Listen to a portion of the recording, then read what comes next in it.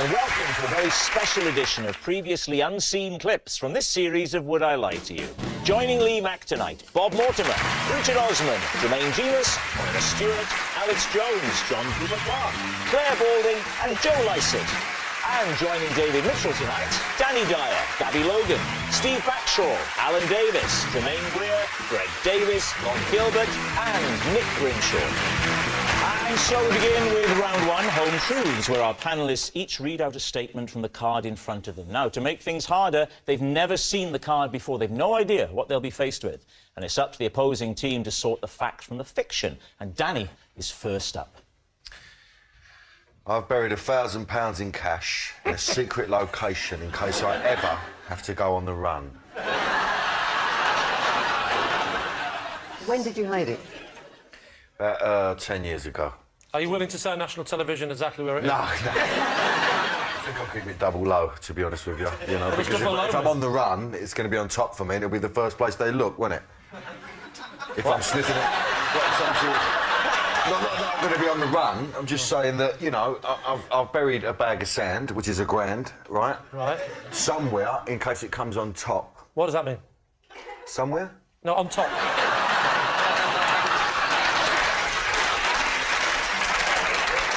If something happens illegal. Oh, I thought you meant in case the money you haven't buried it deep enough, it will end up on top.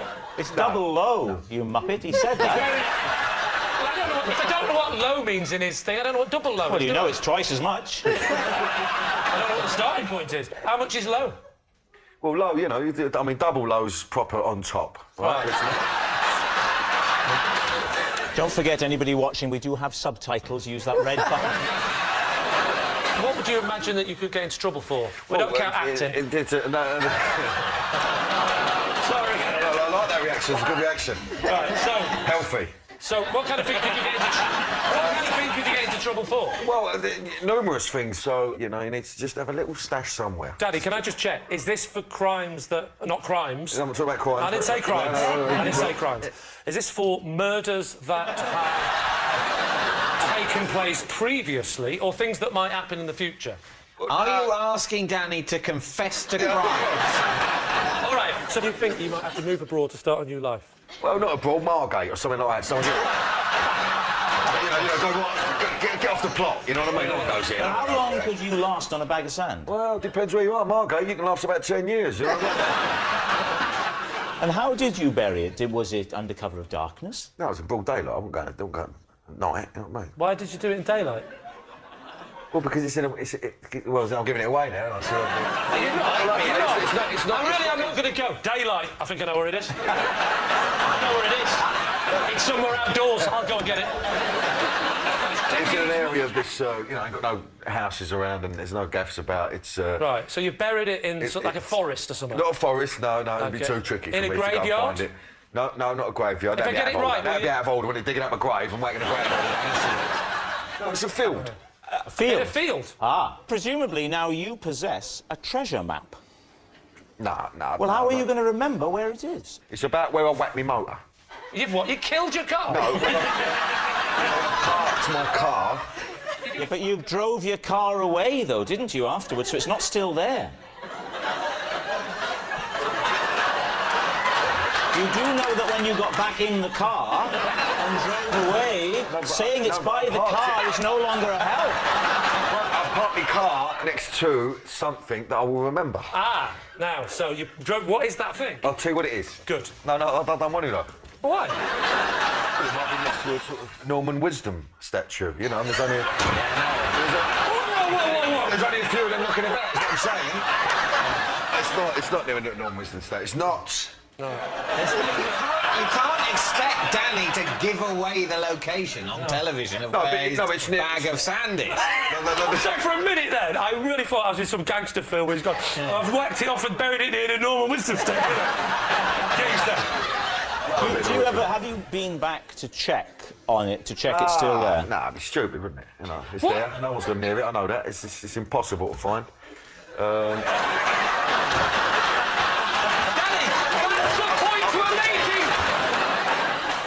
So what do you think, Lee? What do we think? Absolutely not. Really? No.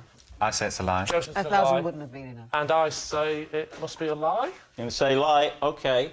Danny, truth or lie? It's a lie, innit? Come on. Claire, it's your turn. The first time I went to Germany, I knew only one German phrase. And bizarrely, an accident occurred which required me to use it. David's team. What was the phrase? Entschuldigen Sie bitte. Mein Vater ist in den Frisch gefallen. I don't speak German. Is that a phrase or is that just a random German sentence? Are you asking what does it mean? Yeah. I don't feel like it. It means, excuse me please, my father has fallen in the river. A well-known German phrase. Did your father fall into rivers elsewhere for you to learn that phrase? No! Was he like a serial? River, no. But why would you learn that phrase unless you had a habit of falling into rivers before you went to Germany? You thought, I better just check that out. You total coincidence. I think I learned the phrase, my father fell in the river. Yes. You went to Germany and your father fell in the river. I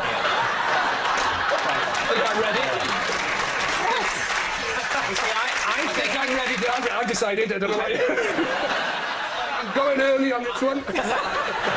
So what happened with your dad and who did you say that phrase to? Were you just shouting it from the banks? No, we were skiing and he skied off, he was going off piste and he skied into a little river by mistake. What is the German emergency? Is it 999? That could cause all sorts of difficulties, couldn't it? Because they'll say to Germany, do you need help? And you'll say 999, and they go, forget it. And I did. When you dial 999, Lee, do you then say to them 999? Have you got one of those old phones where you have to call to the operator and go 999 at once, the vicar has been taken ill? Claire, who did you end up saying this phrase to? To a passerby. A skier? Yes. Right. No, tennis player, Rob. I flagged them down. You and flagged said- Wow, she's going fast. So you spoke to this passing skier, who was just another holidaymaker, another skier. What happened? Well, luckily they were English. Ah. So they had no idea what you were saying. No, absolutely no idea. So you spoke to them, and then what happened? They helped me pull him out. Right. But then okay. all evening I was able to say that my father had fallen in the river in German. Right. What are you thinking, Nick? Well, I think that you would have just initially said help if this was a true story. You wouldn't have been like, let me just remember this very weird German sentence. I'm not sure, but I find it hard to think ill of Claire Balding. I think she's telling the truth. Oh. No, if she's lying, it wouldn't reflect badly on her character if she was lying. It's Even within the parameters of this game, I still don't think she would. So, what are you going to say? lie. Lie for me. True. True, absolutely. I think lie. You're saying lie. OK, they're saying it's a lie. Claire, truth or lie? Would I? It's true.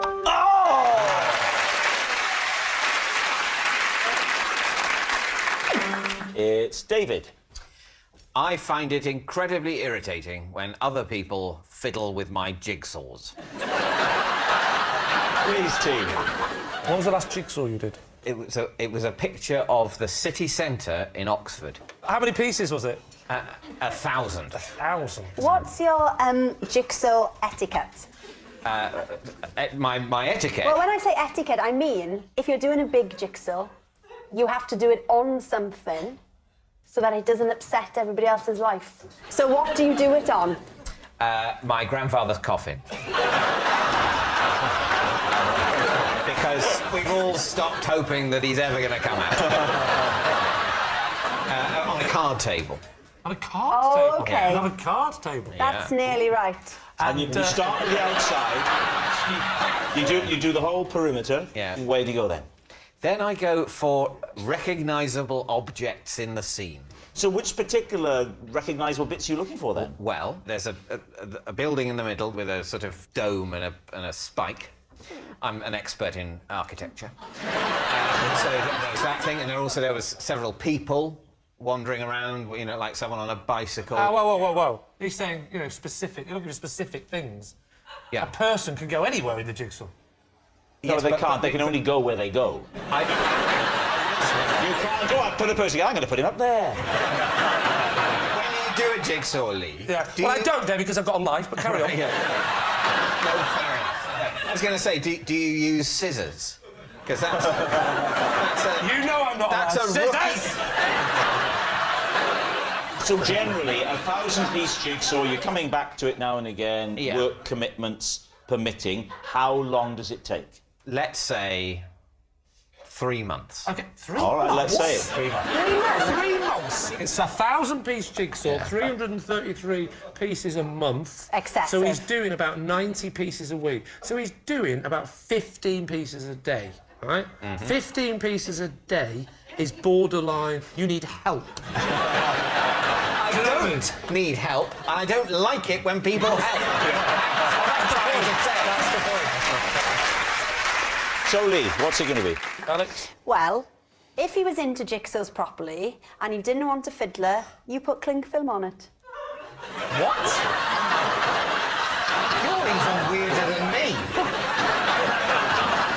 The cling film sort of stick to the pieces, and then so when you pick the cling No. film up, it would sort of undo What you do, weeks right? and months of work.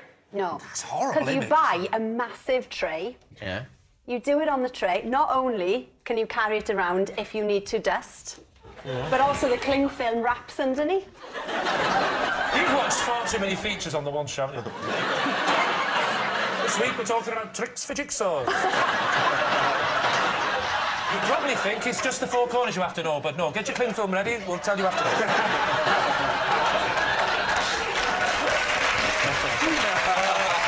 John, do you think it's...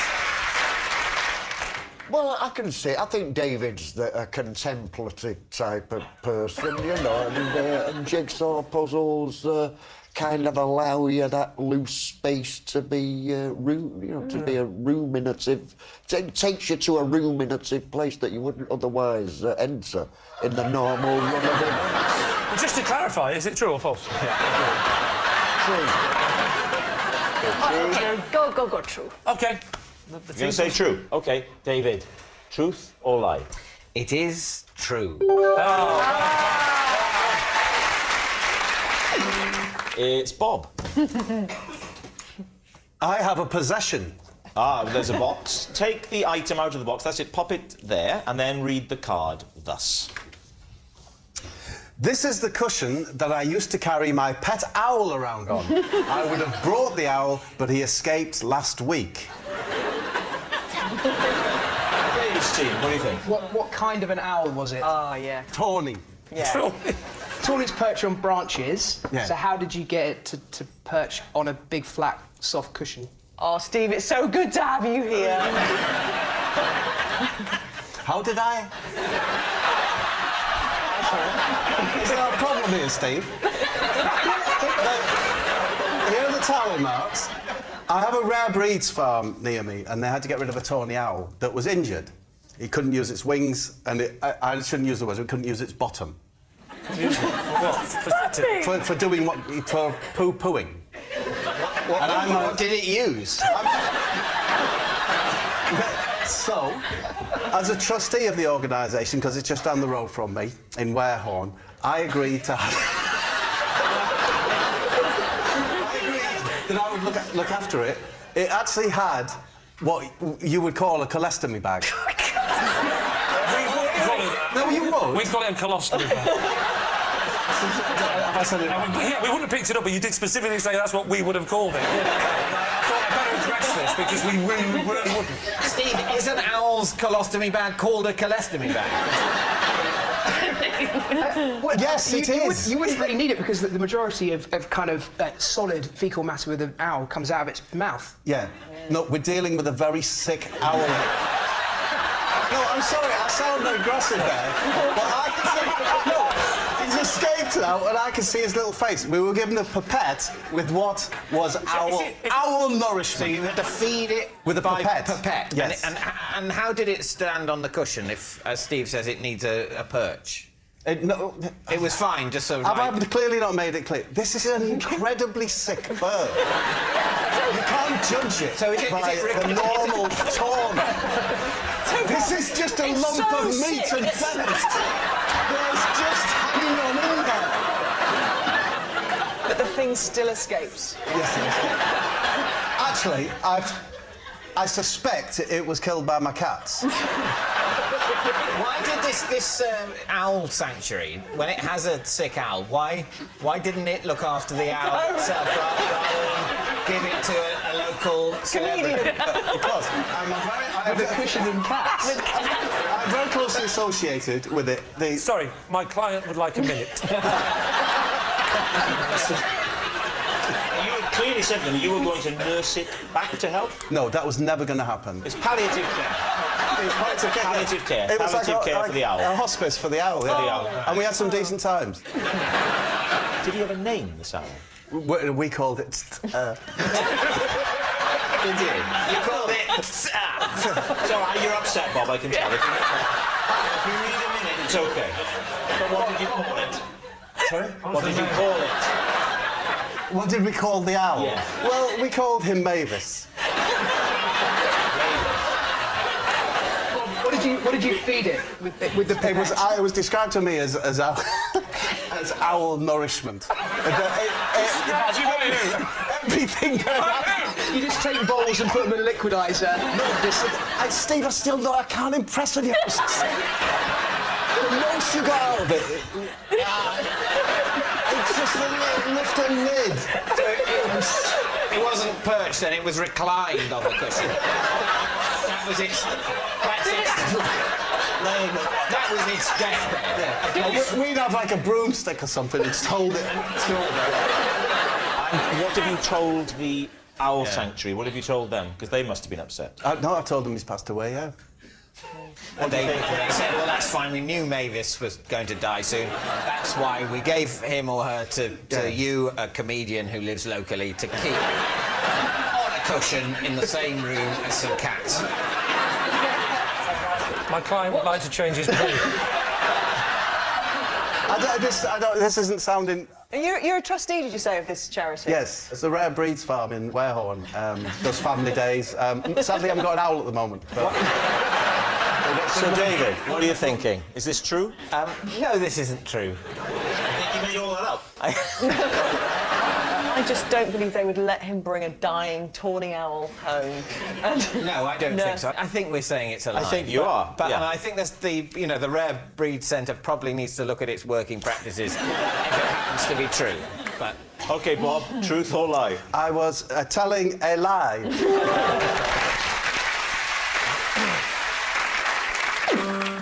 It's Jermaine. Possession. Possession. Now then, there's a box under the desk, Jermaine. Here is Could you read the card first and then take the item out and pop it on the desk, please? This is the bag I wear on my head to carry my shopping home. All right, so let's see the bag. Just pop it in between you and David there on the desk. That's it. You say wear it on your head? Yeah, we need to see this. You do like this. This is a... This is a tump. It's a You've obviously done that line. before. It's a tump line. What's a tump Yeah, line? people all over the world carry things like this, especially if they haven't got beasts of burden. You become the beast of burden, so... Sorry, have I just turned over? Oh, What are you doing with your arm? you're walking with a stick or carrying a baby or whatever. You're walking with a stick and a baby at Tesco. Well, you see, it comes from somewhere else, this amazing thing. Where do you shop? Tibet? I shop in Essex. You come over here, Jermaine, if you would, and I'll tell you what we'll do. I will be working at the local supermarket. I'm the new young checkout boy, and It's good that you're getting some practice in. and I'm checking. Right, is it ready? Okay. Yeah. Here we go. Get Here ready. we go. Get ready. Beep. There you go, love. Beep. Some oranges, I see. Lovely.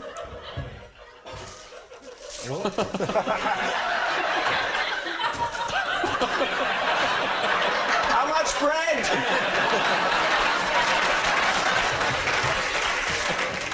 Can I just ask a question? At this point, are there people in the queue looking at you face on?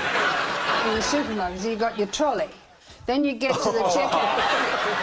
Then you get to the checkout. Come on, hurry up. That's going to be too heavy, isn't it? No, put doing you it. sure? Yes. If I kill you on the television, There could be a dead body in there. That's how big it is. is that all right? Yes, I'm still cool. All right. How far would you walk Well- with those, Jermaine? I can walk any amount of distance. And how do you get it off? How do you get it off without doing yourself? Oh, careful. Isn't that a problem? Well, very convincing. What do you think, Lee? Jermaine. She don't strike me as a person that's going to be too fussed about what people think. OK. And also, it kind of suited her. I think it suits her. I think it's 100% true. If this is true, I've got one word for you, and that is Ocado. My team say true. I doubt it, but we'll go with the Oh, team. you're going to say true. Jermaine, truth or lie? True. Greg, your turn. When I was a teenager, I used to have to button my legs in order to squeeze into tight leather trousers. Lee's team. Off you go. What age sort of thing? What age are we talking? I was 17, and it was when I was experimenting with being a goth, actually. You don't look like a good goth to me, because you're too close to the sun. I wasn't. Isn't there an issue of rancidity in when the temperature of a room changes? Yeah. It's a very volatile substance. It moves from a solid to a liquid in the blink of an eye. And I wish you'd have been my science teacher. School would have been so much more fun. there's an issue around odour here. You're forgetting that I was a teenager when I was doing this, and I generally stank. I mean, it wasn't butter, actually. It was a margarine spread of Worse. It wasn't worse. It worked. The reason I had to do it is because I'm ludicrously tall, and the only tight trousers around stopped sort of, like half a foot below my knee, so it would look like I was wearing some sort of perverse lederhosen. So the only tight trousers that would fit me were sort of women's lycra leggings. How did you manage to hold the trousers to pull them up, now that your hands were very slippy with the marge? Well, I would put the marge on, and then, interesting thing, in Shropshire, running water. I would wash my hands. And who else knew about this? My sister was the only person who knew, and that's because she walked into my bedroom when I was applying the marge. I was very keen to explain. That must have been one of the worst moments of her young life. So what do you think? What do we think, John? It's not playing out very well in the playground of my imagination.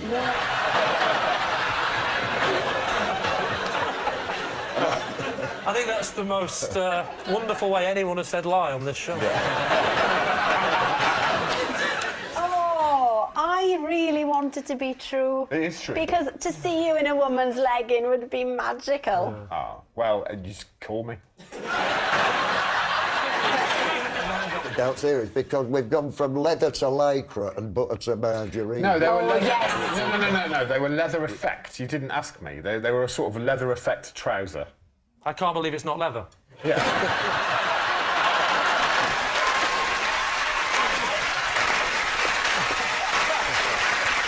OK, what are you going to say? You're saying it's a lie. Alex is saying Oh, I'm it's... sorry, John. I'd love to agree, but I think he's a bit weird. Yeah, people do alternative things with groceries at that age, I think. Oh, my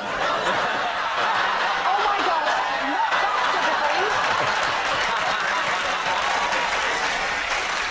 that I've got John to say it's a lie. Say it's a lie. Yeah. OK. Greg, truth or lie? It's a lie.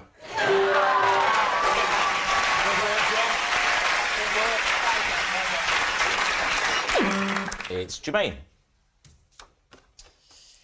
If ever I took a penalty, I would choose to place the ball to the left or right, depending on which of my socks was the muddiest. David's team. Oh, right. Alan. Well, footballers can be quite superstitious. How did you come to that system? It started when I was a kid. As you can imagine, those playing fields wasn't exactly Premier League pitches in those days.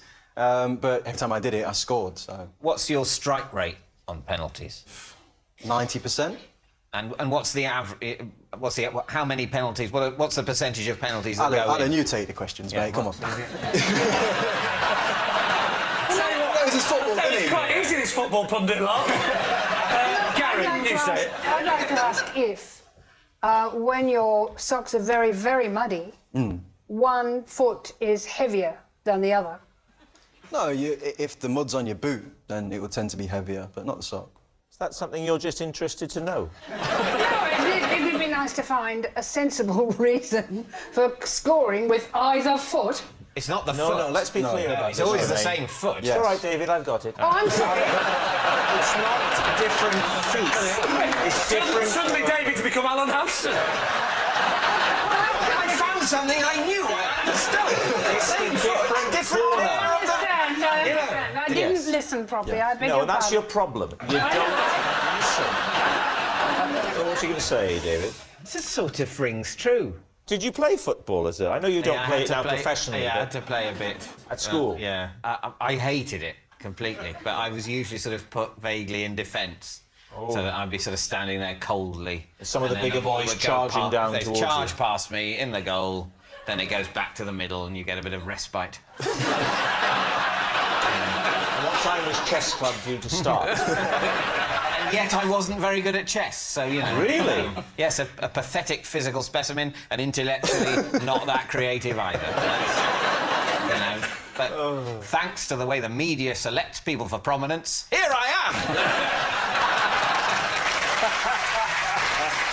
OK. So what are you going to say? Has Jermaine Genus been telling the truth? What do you think, Jermaine? I think it is true. True? Alan? Yeah, let's say true. True. We're going to say true. You're going to say it's true. OK. Jermaine, truth or lie? It's a lie. Well, that's all we've time for on this special edition of Would I Lie to You. Thanks very much for watching. Good night.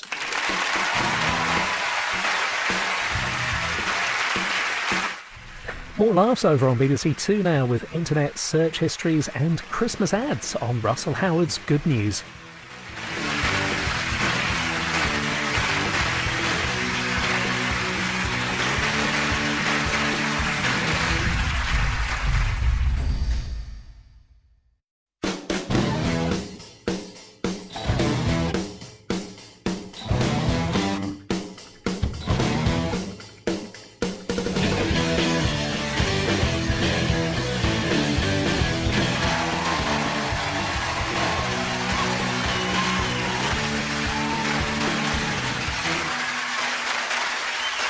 Good evening and welcome to a very special edition of previously unseen clips from this series of Would I Lie to You. Joining Lee Mack tonight, Bob Mortimer, Emma Bunton, John Richardson, Debbie McGee, Rory Reid, Joe Brand, Daisy May Cooper and Henning Vane.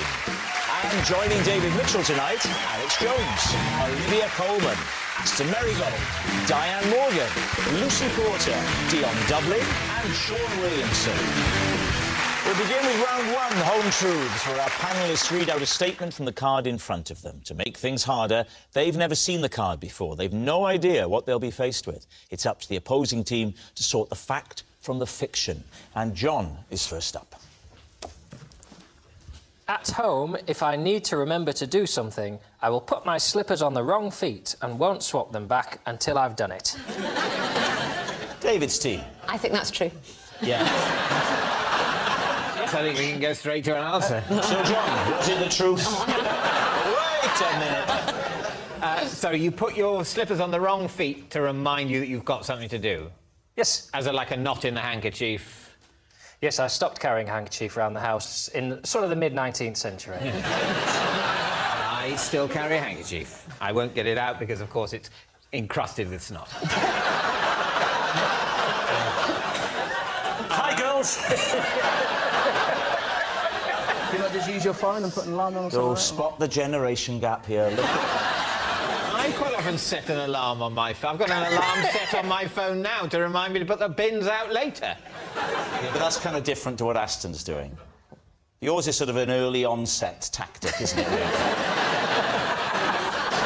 I love the way you leant forward so happy then as well. I set an alarm on mine. Let's go back to Mr. Cool with his shoes on the wrong feet. What sort of thing would you use it to remind yourself to do? Well, we have moved house recently, so I very often Remind yourself not to go back to the old house. I'll be unpacking something and I'll think, oh, I'll put that picture up, and I'll go up to get a hammer from the hammer room. And then on the way up, I'll see something else that needs doing. I'll think, oh, I'll put that washing away. And then by the time I'm putting the washing away, I've forgotten about the picture. Paint a picture for the viewers who are wondering what sort of slippers you wear. They're a sort of blue, they're a sort of corduroy slipper, David, you would like. I mean, they're almost sort of, they look the same. It's just, sometimes I put them on the wrong way by accident, and I think, what have I got to do? And I think, oh no, I just put them on the wrong foot. What are you thinking, David's team? What do you think? I would say it's true. Yeah, I think it's a good so system. plausible, isn't it? I'm going to adopt this. I'm thinking of swapping my shoes now to make sure I don't forget about the bins later. So, John, truth or lie? It is a lie.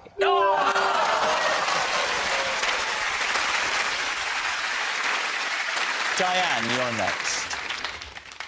Possession. Right, there's a box underneath your desk, Diane. Could you open the lid, read the card out first, and then take out the item?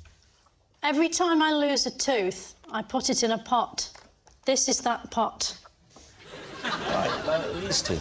Now, I'm confused because my children are watching this. Why didn't the tooth fairy take them? Well, they did some. Because if you was to put that under your pillow, you'd get about 700 quid. Are there teeth in there now? Yes. Okay. So why did you decide to start just collecting them? Something to do, isn't it? Joe, can I come and get it? You can go and get it if you want to, yes. All right. You lost weight, you look great. As rehearsed, well done. Thank you. I'll take the lid. Yeah. I feel like a very grumpy fairy. There's a quid under your pillow, love. Oh my God! Oh wow! Wow. Huge. That's a big one. Cat's tooth. Like a fang. This one's quite decayed. Yeah, they're not healthy-looking teeth. No. She's from Bolton. Can you talk us through them, Diane? Do you remember which one comes from where? Well, they all came from my mouth. I appreciate that, but in which parts of the mouth? Can you explain this one? Because that is just... That's like a dinosaur tooth. It's very long and sharp. Well, you know that it's not just the top of your teeth that you can see, they go down into your gums. Oh, yeah, I went to school. What scares me is if this isn't true, whose teeth are they? If I find out the producer of this show has pulled out his children's teeth for the sake of this show, I will genuinely say, well done, mate. You can probably buy children's teeth online. What do you think, Rory? Is she telling the truth? I think she has to be telling the truth because she doesn't strike me as a person warped and deranged enough to collect other people's teeth. No, I don't think... I don't... No. I better explain how this show works. If she's not telling the truth, it means that this is as new to her as it is to us. It doesn't mean I'm lying because they're not my teeth. All right, it's true. It's true. I hope it's true. OK, true. You're saying it's true? Yeah. OK, Diane, truth or lie? It's actually true. Why would you do that? Bob, you're next. My first taste of fame was when the local newspaper dubbed me the Cockroach King. David's team. What was the newspaper? My local. It was called the South London Press. Are you from South London? I was in the lead-up to the headline, The Cockroach King. Why were you in the public eye doing what? I was a solicitor at the time, and I sued the local authority because of cockroach infestations in the council houses. Yes! what I did. And of course, it was that kind of style in court that won the day. We settled outside of court, actually. But to change the names, because these are real legal proceedings that we're talking about. Right. Well, why does the fact that it's real legal proceedings mean you have to change the names? Because I don't think it's fair to say that, let's say she's called Barbara Lighthouse. Lived in the horror of cockroach infestation. Were you representing Barbara Lighthouse? I was, yes. She'd engaged your services? She's engaged my services. I visited her property. Must have been ages to get to the top. There were Egyptian cockroaches, so I had an idea, right? I said, I bet this is bad for your mental health, living with cockroaches. And I took them to the magistrate's court on a private criminal prosecution under the Public Health Act. Why are you counting every letter in the same? You working out how much to charge her? You mentioned the Egyptian cockroach. The Egyptian cockroach, How yeah. many? I wasn't aware there were different types. They live in the concrete, and they can actually live off the concrete that the buildings are made of. Eat the concrete? Yep. Bob, they got some hard cockroaches. They live in the concrete. They nip out to go behind the fridge or the cooker, or to turn the light out. What were the size of these Egyptian cockroaches? They're long and thin, slip right in.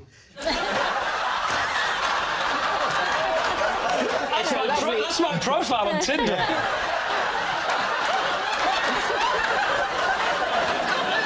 Is that the cockroach king would suggest a champion of the cockroach rather than an opponent? Or in fact, their leader? Yes. Did you lead the cockroaches away like the Pied Piper? No, I didn't. What happened was I got an expert from the University of Cambridge called Broccoli High Kicks. Again, I've changed his name. His brief from me was, can you in any way argue that this is contrary to public health? He confirmed it, went to court. It's all coming ever so clear now. We went to court, yeah? Ronnie Omlets was the housing officer. You haven't changed his name, have you? And what was she called? Barbara Lighthouse. Barbara Lighthouse brought a clear jar of the cockroaches with her and poured them over Ronnie Omlets. Right? Of course, he was very frightened, didn't know what to do, at which point Barbara Lighthouse said, I think I've made my point, you know, to the housing officer. Yeah. This is what I live with. So, the council agreed to rehouse. Next day, the cockroach king. What's he going to say, David? It's that bizarre that only Bob could make it up, so I think that's true. That doesn't make sense. If you're saying only Bob could make it up, then he could have made it up. No, only Bob can make it up like that. Right. So convincing. Yeah. So we're in trouble, aren't we? Because you're saying that if anyone else had said it, it would definitely be true because they couldn't have invented it. The one person who's saying it is also coincidentally the only human who could also have invented it. Yes. What a terrible set of circumstances. Do you think it's true? Do you think it's true? Yes, let's say it's true. We're going to go true. OK. Now, Bob, truth or lie? I was telling the truth. Emma, you're next. OK. When I was Baby Spice, I mainly just ate baby food.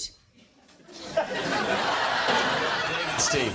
So you only ate baby food? Yeah. So I moved in with the girls. We lived together, and we didn't have very much money. So I used to eat baby food. What were the other girls eating at this stage? Beans on toast, corned beef and rice. Corned beef and rice? Who was eating that? Who do you think? I'd go for Mel B. Yeah. No, I just eat it. It would never occur to me to eat baby food. How did you discover that? It was either my nephew or a cousin, a baby, and I must have just tasted it. What were you were stealing baby food off a child? I still do it now with my own kids. What were your stools like? I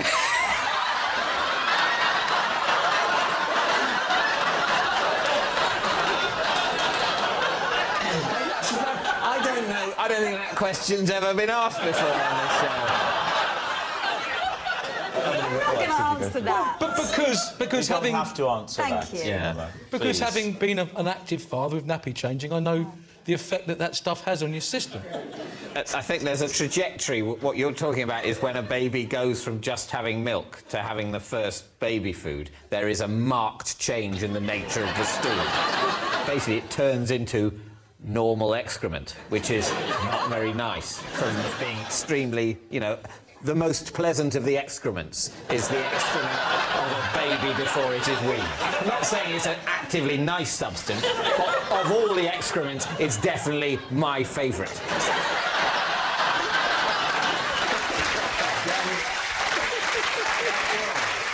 Can I just say, David, on behalf of the team, thank you for getting us past Sean's awkward moment. If you like, I'll rank all of the excrements.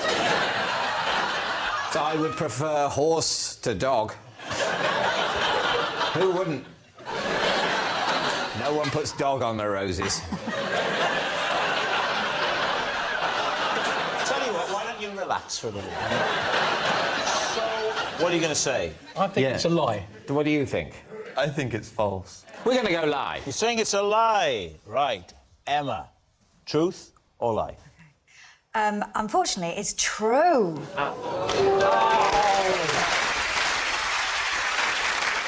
David, you're next.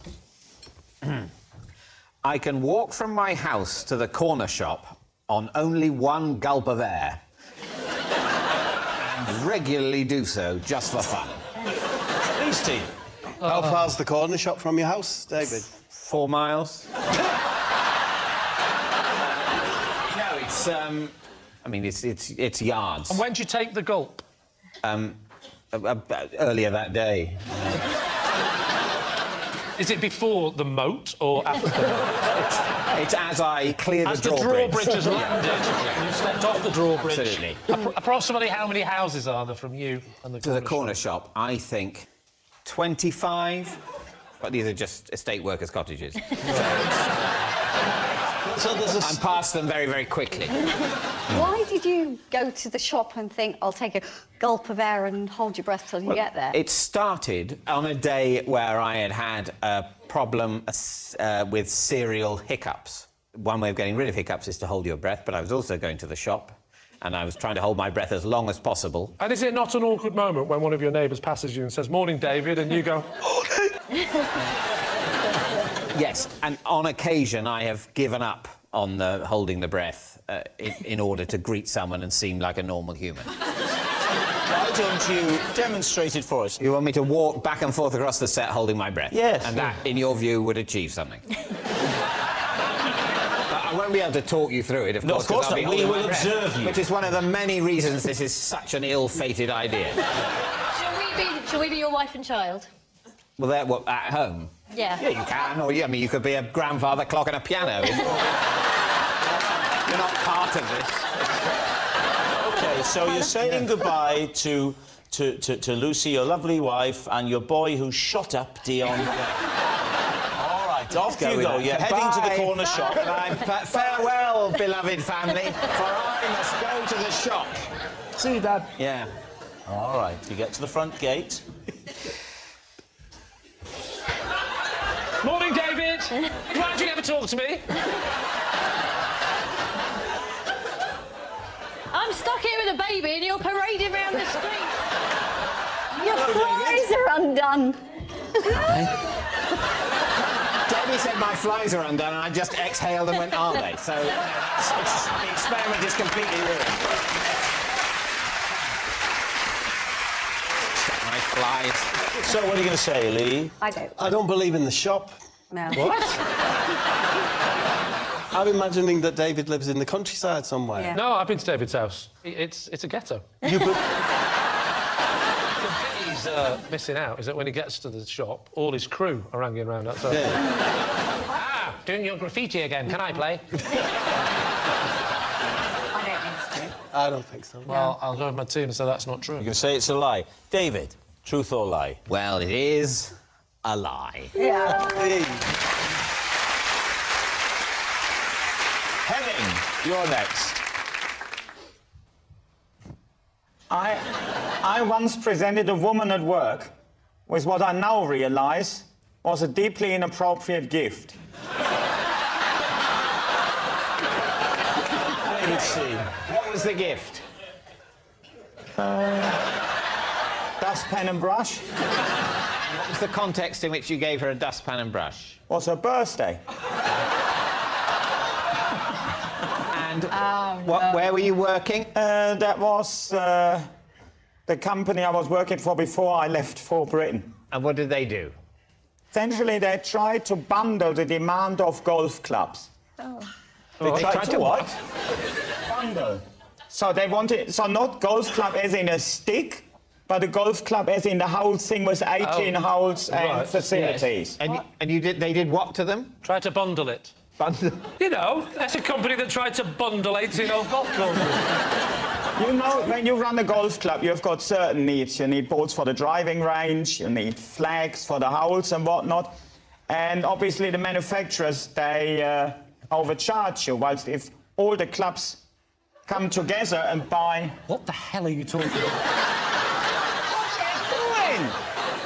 I'm only speaking on behalf of the nation. I think I'm getting there. This was a company that organised separate golf clubs to act as a consortium in order to buy golfing equipment more inexpensively. That is exactly, concisely the business plan, exactly right. And what was your role? Chief bundler.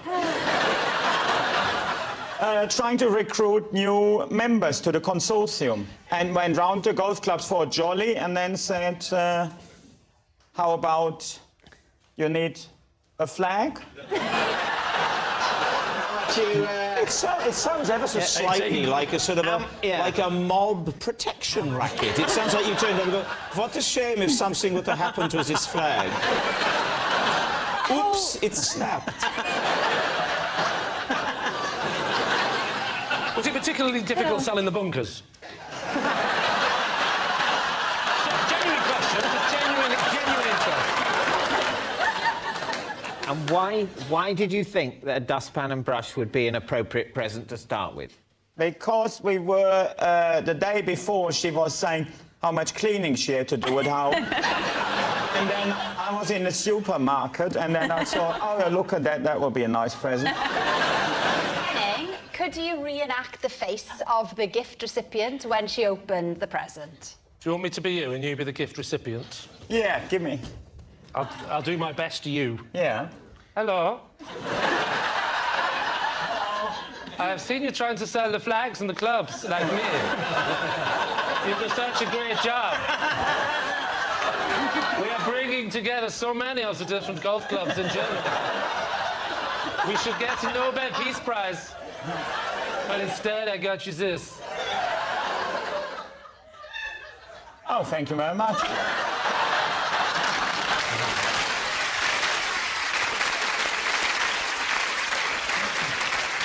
Alex, when you're there on the one show, do you exchange gifts? Do you and Matt Baker? Do you? It's me, Matt Baker. Do you? Matt has bought me a variety of gifts over the years. Last year, a cup and saucer. It's one of those you'd put in a posh cupboard in your kitchen. There's only one ever, and it's in that one. It's nice, I always think, in your house to put a few things aside for people to pack away when you're dead.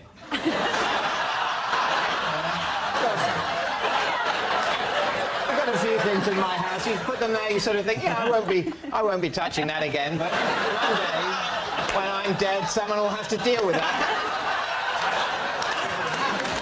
All right, well, David, what do you think? I think we'll all die one day. Is it the truth? It's true. I think it's true. Well, I think we think it's true. It's true. Yeah. Okay. Henning, was it true or was it a lie? Of course it's true.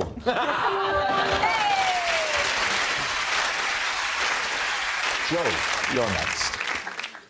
I was once favourite to win an athletics event.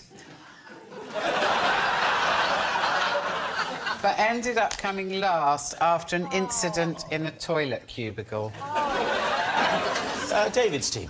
Well, right. OK, what was the athletics event? It was a javelin. The javelin, and when were you entered into a javelin competition? When I was at school. How old were you?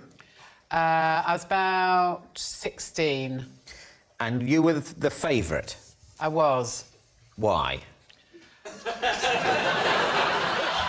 I could chuck it a long way. How far roughly? Probably... For God's sake, make it less than 110 metres, which is the world record. Give yourself a fighting chance. 111 metres. I'd say about 20 or 30 metres. Were you also good at running fast? Ha, ha, ha. I mean, to be fair, I think that was a genuine question. To get the momentum to throw it. Yeah, OK. I did actually, for a short time, hold the 100-metre record for our school. That was because I was having a fag behind the bike sheds and I heard the dinner bell.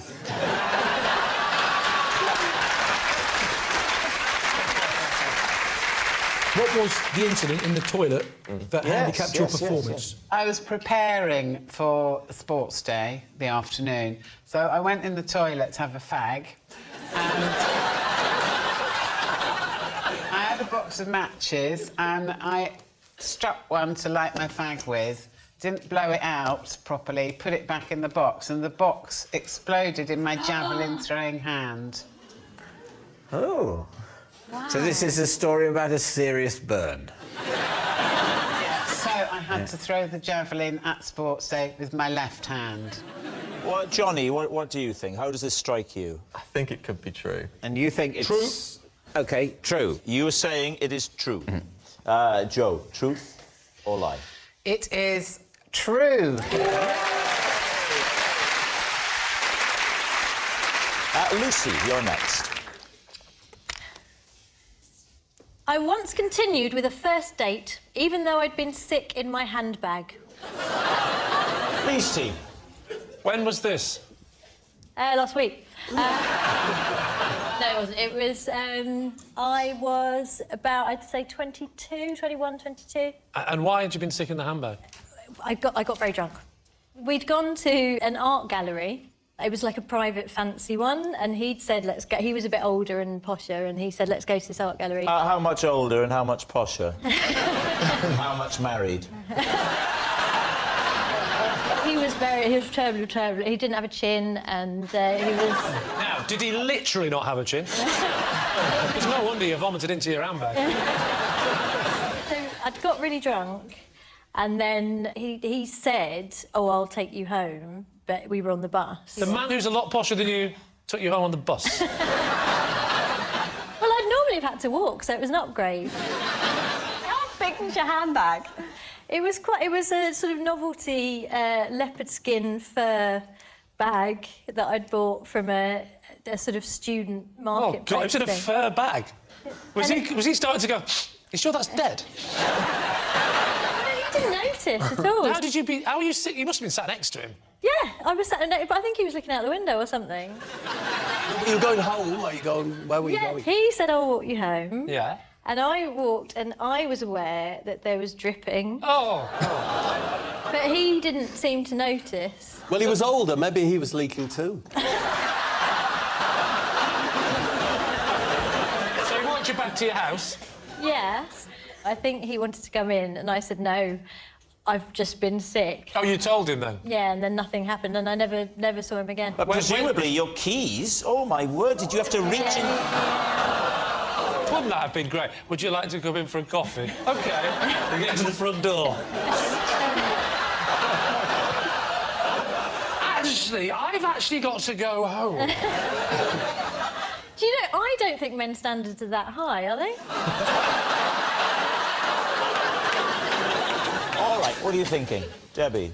Well, I haven't quite got there yet, because if you're sick in your handbag over all your stuff, it is going to seep out a lot. See, first, he said it was dripping out, and it would be leaving a trail. It's smelly. At least he can find his way back to the bus stop.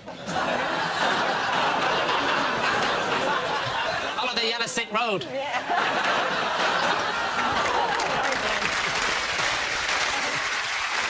So what's he going to say? True. Bob thinks it's true. True. I'm going to go with my team and say true. And say it's true. Lucy, truth or lie? It is.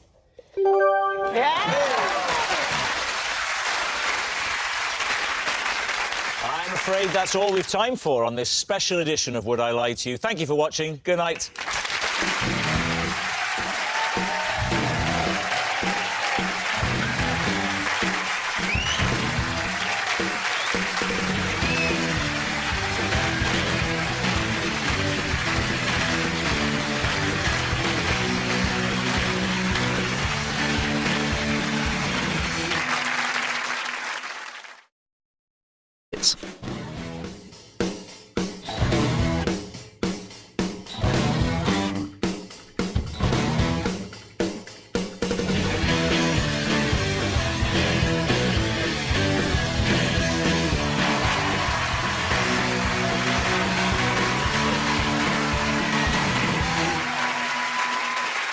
Good evening and welcome to a very special edition of previously unseen clips from this series of Would I Lie to You? Joining Lee Mack tonight, Joe Brand, Aid Edmondson, James Acaster, Mark Bonner, Sarah Pascoe, Steve Davis, Ore Aduba, Carrie Lloyd and Gabby Logan. And joining David Mitchell, Claude Littner, Kimberly Wyatt, Claudia Winkleman, Faye Ripley, Jordan Stevens, Stacey Solomon, David Baddiel, Craig Parkinson and Sheila Hancock. And we begin with round one, Home Truths, where our panellists each read out a statement from the card in front of them. To make things harder, they've never seen the card before. They have no idea what they'll be faced with. It's up to the opposing team to sort the fact from the fiction. And we're starting tonight with Joe. OK. I once got on the tube with a live pigeon in my pocket. David's team. Why was the pigeon in your pocket? It was quite badly injured. Oh, so you were being a good Samaritan to pigeons? Ish, I was a bit peckish. You haven't yet decided. It could go either way. What had happened to the pigeon? What happened to it? Yeah. Went very nicely with some roast potato. No, I took it to, actually to the local vets when I got home. So where did you find... It was lying on the pavement. And what was the nature of the garment in the pocket of which you placed the pigeon? It was a clown's outfit. And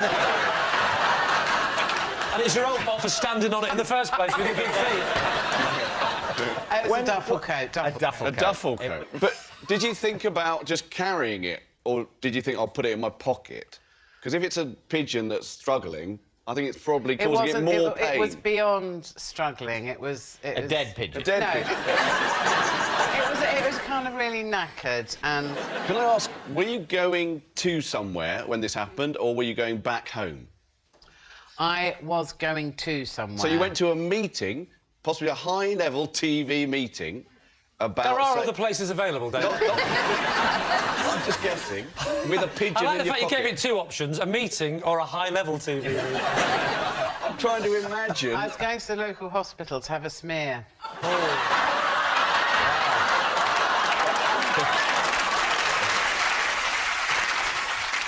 While it was in your pocket, did it start flapping?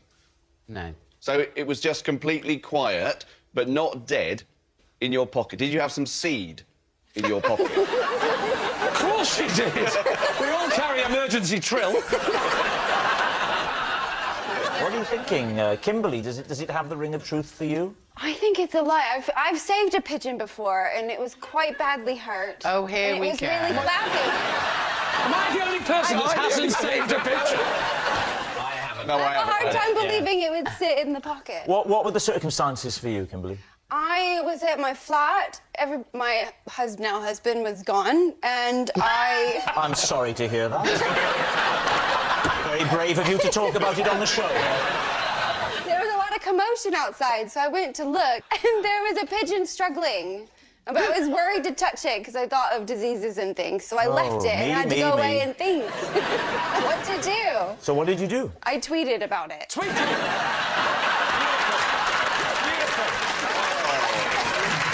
Did he tweet back?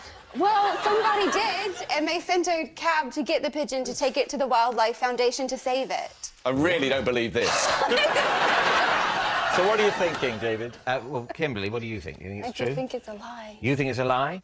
I think it's a lie. Lie? I think we think it's a lie. OK, you're saying lie. Joe, truth or lie? It is a lie.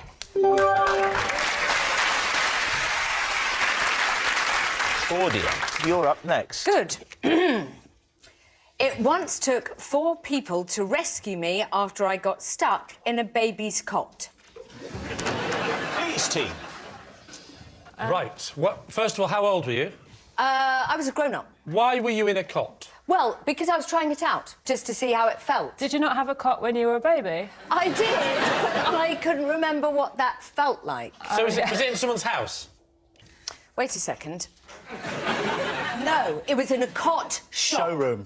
Yes, it was in a show. Thank you. Were you thinking of having a child? I was pregnant. Are you very pregnant? I was at the time? pregnant. Ah. And so I was there and I thought, I can't buy a cot without trying it. Like, you know, you need a test drive of beds. You know, I'm glad you weren't buying a potty. How did you get in the cot if you were so heavily pregnant? Yes, good. Excellent. Well, there were ridges, you know, bars on the side of the cot, and I sort of just wheeled myself in, and then it was embarrassing. Wheeled yourself in? Frontwards. Yes, so like a dive, like a swallow dive. But those things usually come down, don't they, at the side a bit? You can sort of move them down That's what I did. What I did... On the side of the cot, I don't know whether you're aware, they have a little I'm aware, because I just told you. Yes. Good. And I just got it down and I got in the cot just to see how it would feel. And then did you put the bars back up again? I can't remember. You must have done, otherwise you wouldn't have been stuck. I did. Well, exactly. Was there... It's like you were there. And then how did you get out then? Did somebody help you? The people had to help me. People. In the cot. Exactly. Who were these people? Well, they were just the people who worked in John Lewis. 4 people's a lot. Or maybe it's just a good service at John Lewis. It is a good shop. And I think you've got 2 fragile things. You have, you don't want to hurt the woman who's pregnant. Cough. Yes. And maybe mentally ill. And and then you have the other side of it, which is you've got a product that's on display. Yeah, it's for sale. You don't want it to be... Let's not forget the unborn baby. And the tiny baby. So what do you think, Lee? What do you think, Steve? Truth or lie? I've got a feeling it's true. If you'd have been stuck in a cot, how many people would have come and helped you? Well, it would have been length problems more than anything else. It would have been an odd-shaped cot that you could fit in. And perhaps coffin. Only head would have been... Steve Davis stuck in coffin. Would you, in a coffin shop, would you try that out to see if... Because you're in that a lot longer, aren't you? Yeah. So what are you going to say? I'm going to say it's true. All right. Claudia, truth or lie? It is true.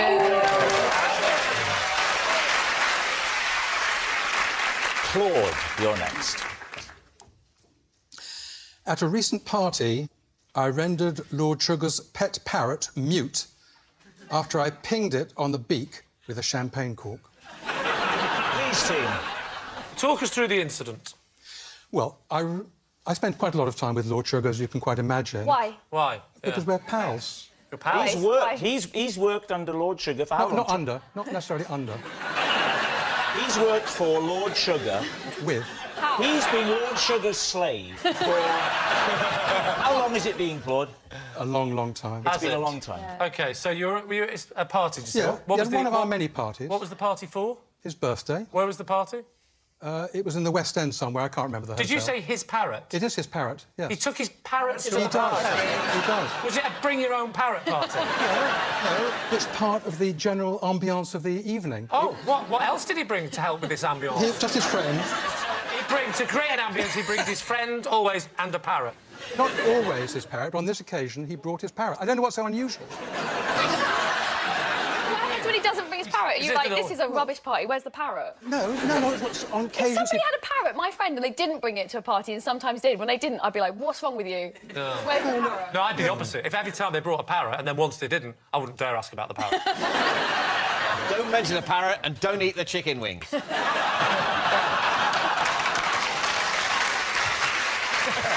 You talked us through the incident. Okay, so what happened? You get the champagne bottle. No, I wasn't getting the champagne bottle as such. I mean, what actually happened You were bringing was... the champagne for Lord Sugar? You'd already been going around the room saying red or white? Red or white? And now it's your time to bring the champagne. What happens next? What happened was we were at the party, we were having a jolly good time, and it came a moment when the champagne was poured. OK? As happens in those kind of parties. Yeah. Isn't that right, David? I've had champagne in my life.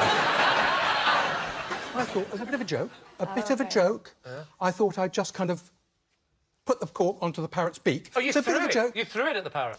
Like that. Oh, you kept it in your hand? Yes. That's even more vicious by keeping it in your hand. No. A punch with a cork. This talking parrot, what does it normally say? Look, I've got to say, I haven't got an intimate kind of appreciation We're not of the suggesting parrot. that for a moment. You said you rendered it mute, is that correct? Well, look, for those few moments, it didn't know what had hit him. But what was he saying before you made him mute? Pretty sugar, pretty sugar. No, that was what you had to say to him, wasn't it? What happened next? Because I imagine Lord Sugar, or Al, as I call him, I imagine he was quite upset by this. He was upset. Yes. He was very, very upset. Yes. Did he get his head out of the cage and try and peck you? Lord Sugar.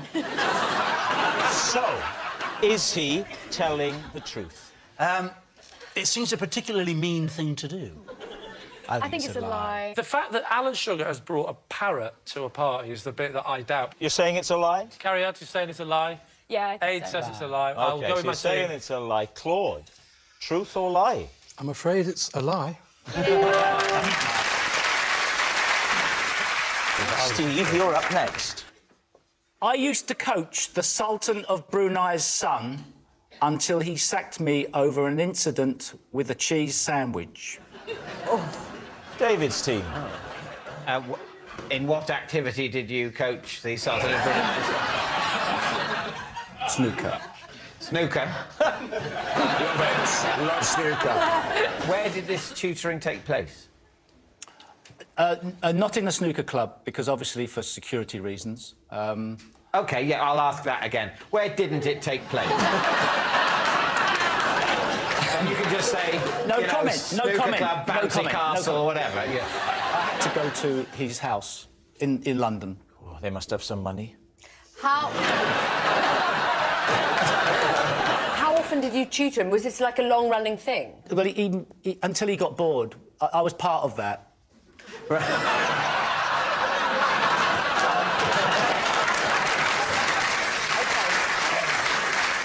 Now, you mentioned a cheese sandwich. What's the significance of that? So one of the things I used to do was to give myself a reward when I did well. So if I made a 50 break or a 100 break, then I could have a cheese sandwich. So I thought I'd try and teach him the same values. So what would you ask him to do in order to obtain a cheese sandwich? Pot 3 reds, 3 blacks. What, in a row? Well, that's usually how you play the game. No, And his reward was a mini Baby Bell and a roll. I asked him what was his favourite food, and he said cheese sandwich. That's the son of the Sultan of Brunei's favourite food is a cheese sandwich. Well, it's better to believe probably tires of all the unicorn liver pate. And we need to find out why you lost the job, because it was part of this cheese sandwich. I think he'd never been told that he couldn't have a sandwich before. So he did consent to do all the potting before he'd eat the cheese sandwich? Yes. But then there was an atmosphere. Steve, when you started coaching to when you were dismissed, did you see a significant improvement in his game? Oh, yeah. Oh, yeah. Did you... 6 times world champion.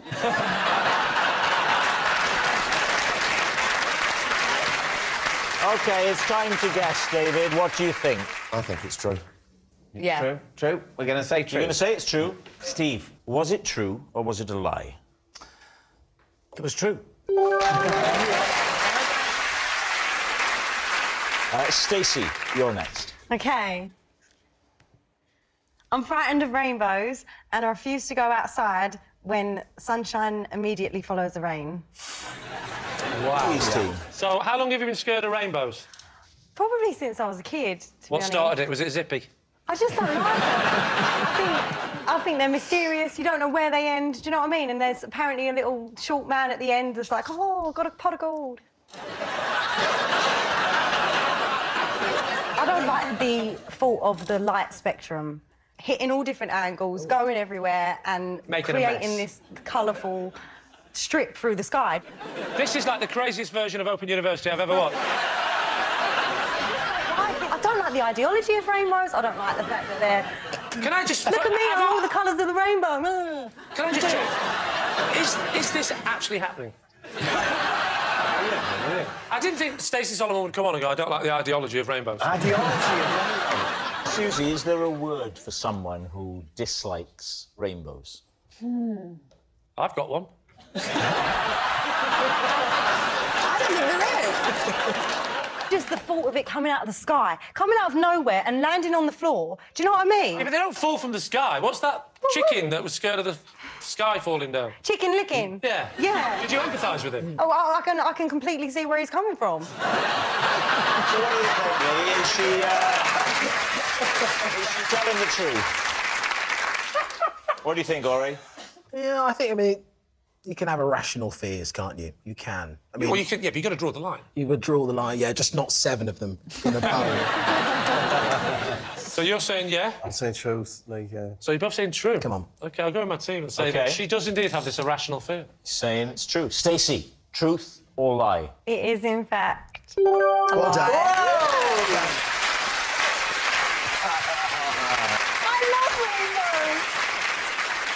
Faye Ripley, you're up next. Right. I was once investigated by Interpol after a holiday romance with a water skiing instructor. Lee's team. Where was he a water skiing instructor? Corfu. What part of your life was this? What year was it, let's say? I don't really remember, but I would guess at mid-20s. The 1920s? I was young enough to go away with my parents. I was on holiday with my parents. So what was his name? Fanos. Fanos? I'll tell you why I was already doubting that. You just happened to look around the studio and there's a fan over there. I'm thinking that his name could have been Camera Os, Audience Os. So when did Interpol get involved? There was a burglary from one of the hotel rooms, and some money was How much stolen. money was taken, do we know? £75,000. What? Oh, wow. 75,000? What kind of worth? Of what? £75,000 worth of money? £75,000, is it? Of jewellery. They thought that at the airport, when we were waving goodbye, he had passed me the goods. They were suggesting I was some kind of donkey. I think it's a mule, isn't it? Not a donkey. Is it? And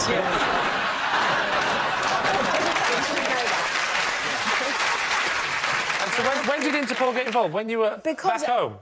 Yes, I was playing a record in my flat, and I left to go and get something from the shops, and I heard the record coming out of a van outside my flat. Have I had a blackout because I don't know what's going on now? Is it just me? Is it just me that's not followed? Faye means... What do you mean? I think she means that Interpol had bugged your flat and you heard a recording of the inside of your flat from the Interpol van. Do you know Fanos? Going all over this story. What was the song? It was a Barbra Streisand song. It's from Yentl. It didn't do very well. What was the song?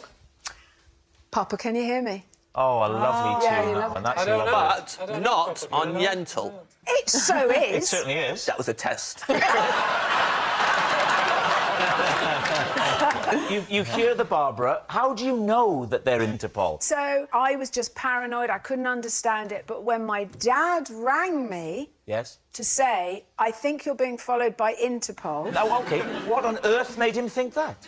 Because some bloke he knows tipped him off. Some bloke he knows tipped him off about Interpol? What line of work is your dad in? He's a businessman. Oh, he sounds suspicious. It's a bit vague, isn't it? Yeah, the talented Mr. Ripley.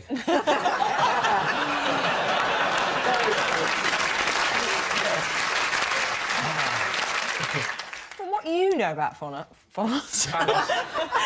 It's not a real person, so it's OK. Do you think he was capable of committing that kind of heinous crime? Well, I suppose I loved him. He was... Can you describe the moment when you realised you were in love with him? When he gave me £75,000 worth of jewellery.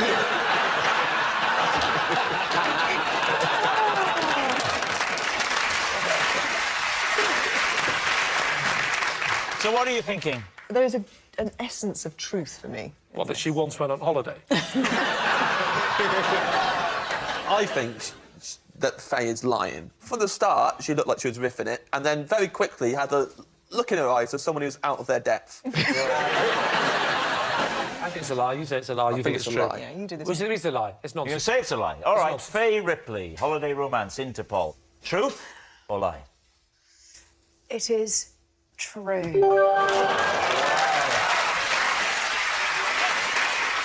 And Mark, you're up next.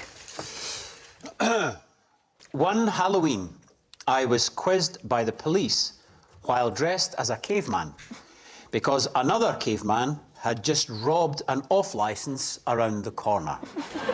David's team. It's an unsuitable costume for Halloween, isn't it? Yeah. I thought you dressed as witches and things Well, on you Halloween. used to be that way, but then the Americans made us do it where we dress as, like, Scooby-Doo. We and didn't things. used to have Halloween. No, exactly. What we used to do is celebrate the burning of a Catholic. Do they celebrate Halloween in Scotland? Yes. Do they call it something else, like... Halloween? Why had you selected a caveman outfit? I had very little money. I was a student. And it was kind of all I could cobble together in the house. So what had you done? I had a throw on the couch, which was kind of one of those polyester fur things, which I'd wrapped around myself. I'd made sure I was wearing pants. Hold on. You say the other caveman was arrested for robbing a shop? Well, there had been a robbery that night in the area where I lived, and it was somebody dressed very similarly to me. Where are you going to put the stuff you've robbed if you're dressed as a caveman? You've got no pockets. He did not rob anything. I'm fascinated by this other man. This man that robbed the shop, who was also, presumably, wearing the same outfit. That is unbelievable. It's a lie. I think what we're saying is you did rob the off-licence. When the policeman approached you, what did he say to you? He said, "Excuse me, sir, could you show me what you've got in your furry throw?" Was he definitely a policeman? Oh, it was just like... Because it was Halloween. It was Halloween. How did it end? He searched me, and he then sort of said, because there's been an incident down at the office. Oh, I was hoping you were going to say murder.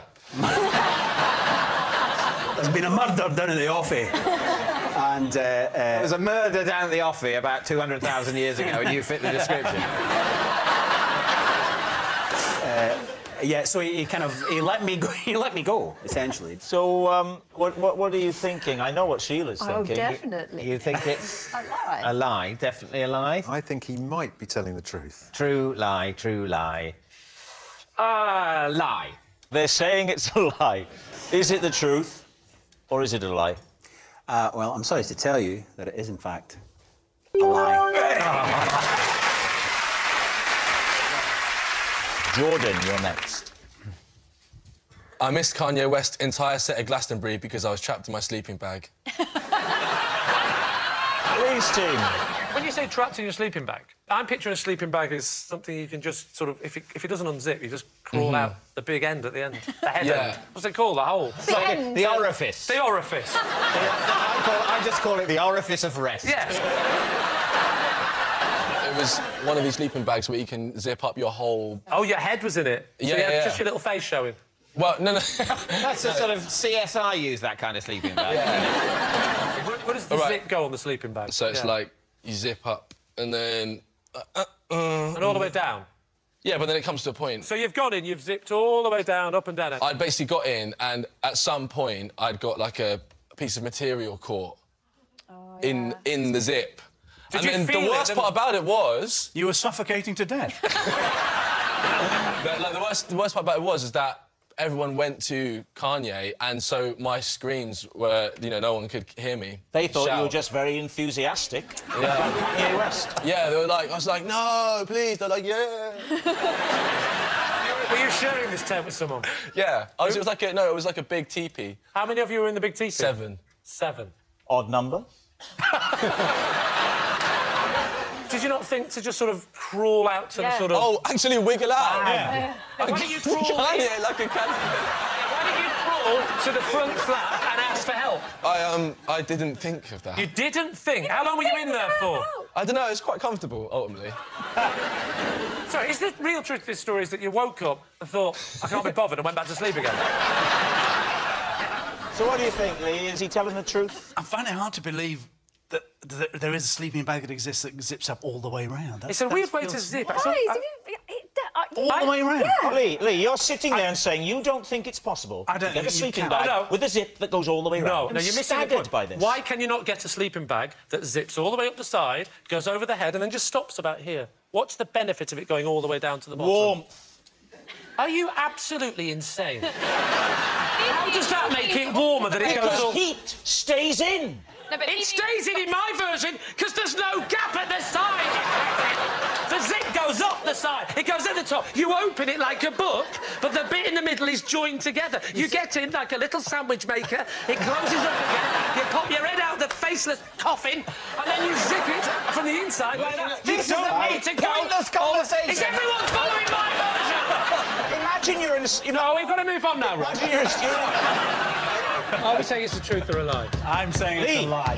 You're saying it's the truth. I think it's true. You're saying it's true. Right, you're in a tent, right? Truth. What's your point? Is it truth or a lie? Don't you do anything without I am in charge of this. Press the button, You do Jordan. it, that's Press it, the you don't win button, anything. Jordan. Don't listen to him. Press the button. Is it truth or a lie? Don't you dare. Lee, zip it. All the way round or just halfway? What are you saying, Lee? It is... Not yet. No, he Wait. won't. He'll go berserk. I'm kidding. His only role is to say when to press the button. That's what I do. That's what I do. I think it's true. You think it's true? I think it's true. Then we go true. You're going to say true. Jordan, was it the truth or was it a lie? You can press it now. No.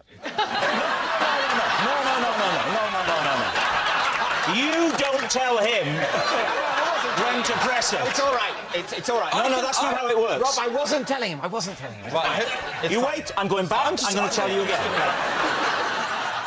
That's a lie, sorry.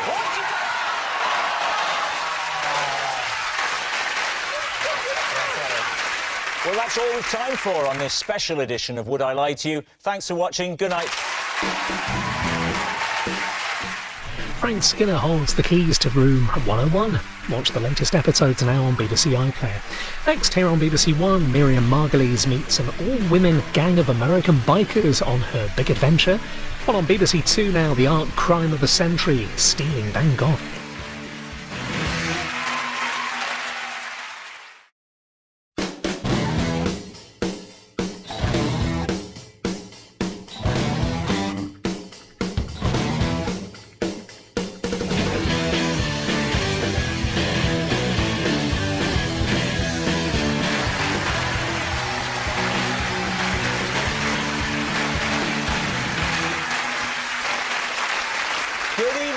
Welcome to a very special edition of previously unseen clips from this series of Would I Lie to You? Joining Lee Mack tonight, Bob Mortimer, Steph McGovern, Greg Davis, Alice Levine, Asim Chowdhury, Lucy Worsley, Dr. Ram Singh and Claire Balding. And joining David Mitchell tonight are Claudia Winkleman, Sue Johnston, Jay Blades, Liz Bonin, Victoria Corin Mitchell and Greg James. And so we begin with round one, Home Truths, where our panellists read out a statement from the card in front of them. To make things harder, they've never seen the card before. They've no idea what they'll be faced with. It's up to the opposing team to sort the fact from the fiction. Asim, you're first up tonight. I once ruined a date when I punched myself in the face. David C. What was the context? We were doing party tricks, and she was doing all these kind of like, she's double jointed, and she was doing all this. Be careful with this, because you've already admitted you punched yourself in the face. So she was like, come on then, what's your party trick? And I was like, well, I can kind of do this punching thing where, like, I don't actually punch myself, but I kind of, like, move with it, you know, like, but I still get the sound. I've got a massive neck. Yeah. Show us it. Show us it. Okay, so it's basically like, it was like that. You know? It doesn't actually hurt, but... Wow. It looks pretty good, right? Certainly, if you're trying to impress a young lady on a first date, you'd be hard-pushed to find anything better than that.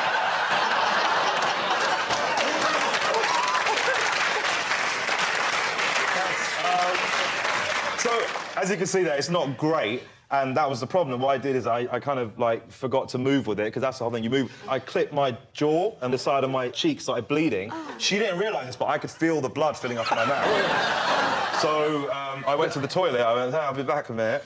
And then I was in the toilet, and it wasn't stopping. It was, like, my tongue out of my mouth, and it was, like, literally pouring out of my mouth. And then I started getting paranoid, because I'm like, I've been in here for a while, she's going to think I'm having a poo. There's nothing worse than coming back from the toilet when someone thinks you've had a poo and your mouth's bleeding. It's not great English, is it? And yeah, I was in there for at least around 15 minutes. It wasn't stopping. And then I just went home and I turned my phone off and I never saw her again. You're not serious. Yeah. You walked out of the restaurant. I left. I couldn't... How far through the meal were you? No, I mean, we were just waiting for starters. It was like... That's worse. Well, so she sat there like this still. If you're waiting for starters, that means you've ordered the meal, so a bill is coming. Yeah, look, I'm sorry. I'm really... Was she in touch with you to ask what happened? Well, yeah, kind of, but I didn't reply. It's okay. Should I punch myself again? I feel like... Imagine your first date, Victoria. The first time, there must have been the first time when you and David went out together.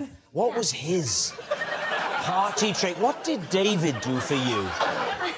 David went for the more old school sort of wit and charm, no, let me get this. Why, what had you dropped? Although I was already besotted before we even went on the date. He could have punched himself in the face, I wouldn't mind. I've actually got the taste of vomit in my mouth. How does this seem to you? It seems ungentlemanly. It is. I'm very ashamed of it, and it was a long time ago. It was around 6 years ago. I would never do that again. You're so obviously embarrassed about it, I think it must be true. What do you think?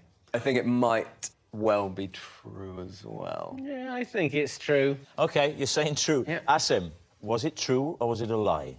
It was... true. Yes! Sorry for you. It's Bob. Not a lot of people know this. Which is handy for this game. Including me. But I am a qualified dog masseur. David, OK, first of all, when it comes to dog massage, what is the qualification structure? I've got a B.Tech. A B.Tech in dog massage. And what was the process of obtaining that? I went to my local further education college. I admit this was for a television programme. OK. Right? I did what was have been a 9-month B.Tech, and I did it in 3 months. What was the television programme? It was well, it didn't happen.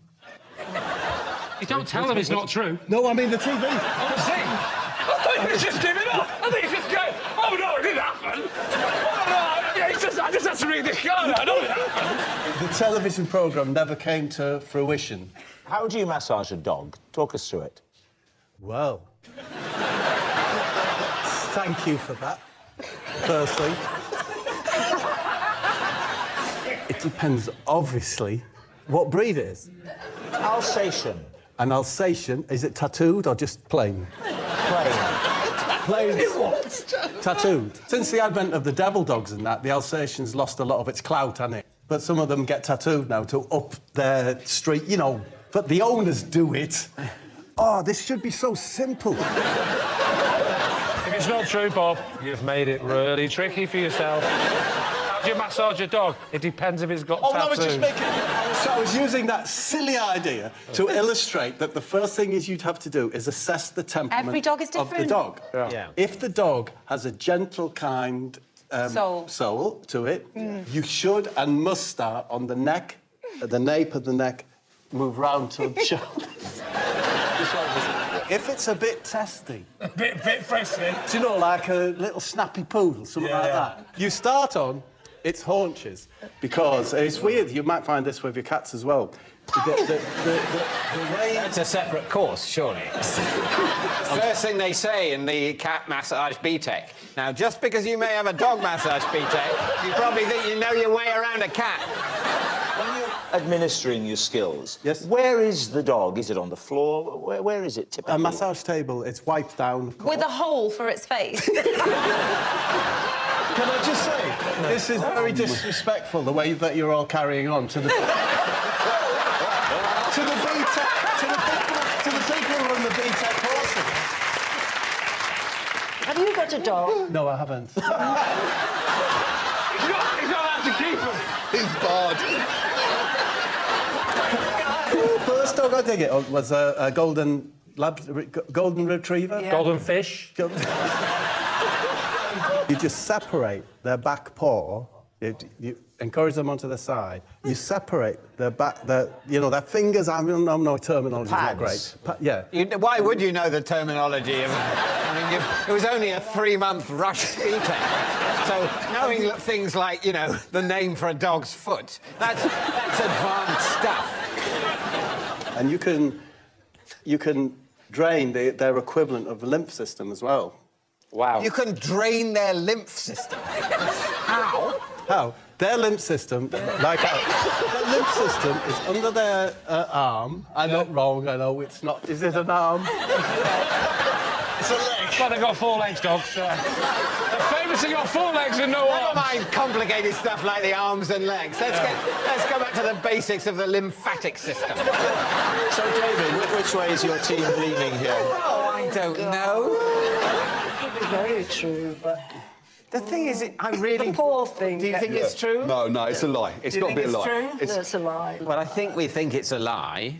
What are you basing that on? I'm basing it on the fact that 3-month BTEC for a programme that might not happen. Yeah. And also, you don't seem to know much about dog massage. You haven't asked me anything. I think we have asked you questions. This is the longest conversation about rubbing a dog I've ever had.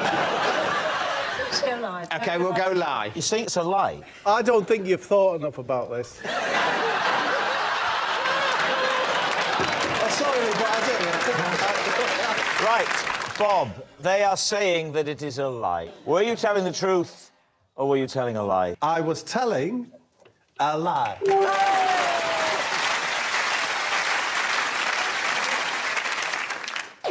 It's David. My weekday breakfast regime is always as follows. Monday, cornflakes. Tuesday, cornflakes. Wednesday, cornflakes. Thursday, cornflakes. And on Friday, jazzy cornflakes. Please, Tim. What's jazzy cornflake? It's cornflakes with chocolate milk. Oh. So the phrase jazzy cornflakes is something you've created. It's not as a renowned wit. So how did you come up with this system, David? Well, I like chocolate. It's a treat. I consider Friday is the day of treats, I'd say. It's a fun day because it's not actually the weekend, but by the time the weekend started, you're already disappointed by it. So the anticipation of something nice happening is almost invariably nicer than the thing itself. So Friday morning is peak for that feeling. Yes, actually, although increasingly I now prefer Thursdays because you're looking forward to the Friday that always ends up being a bit disappointing. So talk us through the routine, David. Well, the routine... I get a bowl, I put some cornflakes in it, then I pour the milk on, down the side, not over the top. I don't want them to go soggy. Oh, you don't want them soggy? No, I like a sort of sogginess rising from below, but a sort of resistant crunchiness on the top. So why don't you put your milk in first and then put the flakes in? Because the reason is that I've literally never thought of it. So, Lee, what do you think? It's unlikely, Because the David I know would say cornflakes milk on a Monday, cornflakes milk on a Tuesday, cornflakes milk on Wednesday, cornflakes milk on Thursday. When you get to Friday, go, I better not take any risks. Joe, what do we think? I don't believe it. You don't? I don't think so. He comes across as boring, but I don't think he's actually that boring.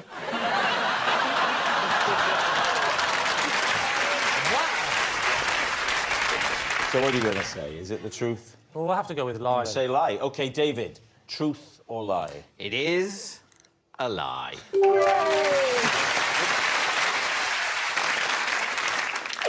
It's Claire.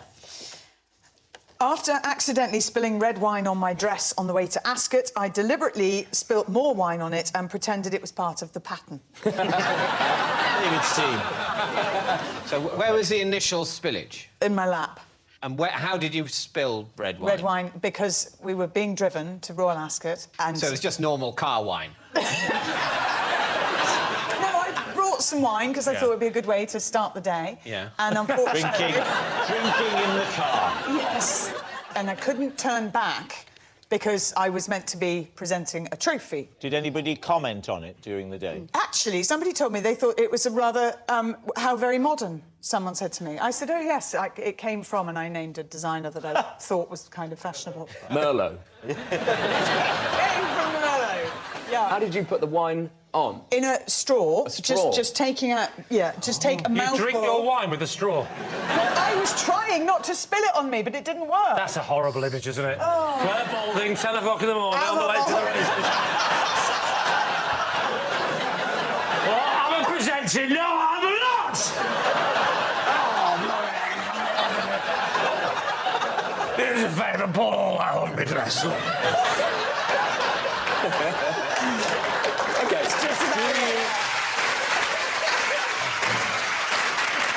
If you were drinking the wine from a straw initially... To try not to spill it on myself. How did you spill it? Unfortunately, didn't get the straw back into the bottle. Why did you remove it from the bottle, having put it in? I don't know. Because that's the thing. When you put a straw in, that's just... You then leave the straw. You don't say, OK, now... Listen, it doesn't reflect well on me. This is a day I would rather have forgotten. But this also must have been a special straw that you have, because it must have been long to get to the bottom of the bottle of wine. So you Well, I brought your don't want to drink the whole bottle, Greg. You're telling me it's a full bottle of wine? It's the straw. It's getting worse. I thought it was a miniature. Bottle, like a little, you know. Oh, that's better. I want the... Oh, it's gone. Oh, stop here, the threshers, driver. Stop here. I'll need 5 straws. I need to link them.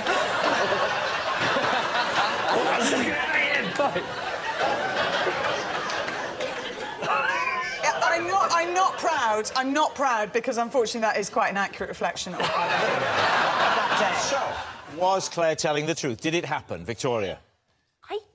It's sort of insane, but I want to say true. What do you think? I refuse to believe that. I think it's true.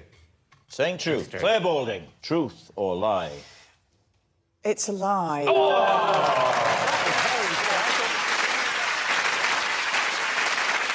Sue, you're next.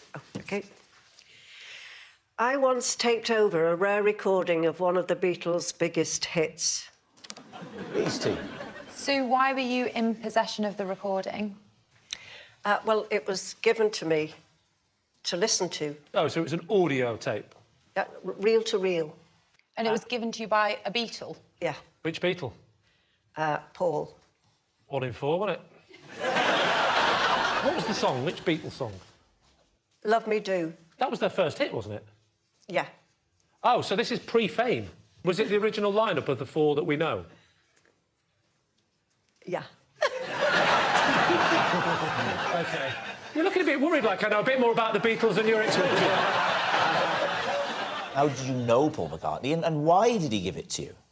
And you can't just say yes to this one? Because I was a friend of his. I met him at the Cavern. Where did the tape over occur, Sue?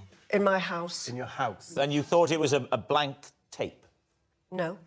You knew that you were recording over Love Me Do? Yeah.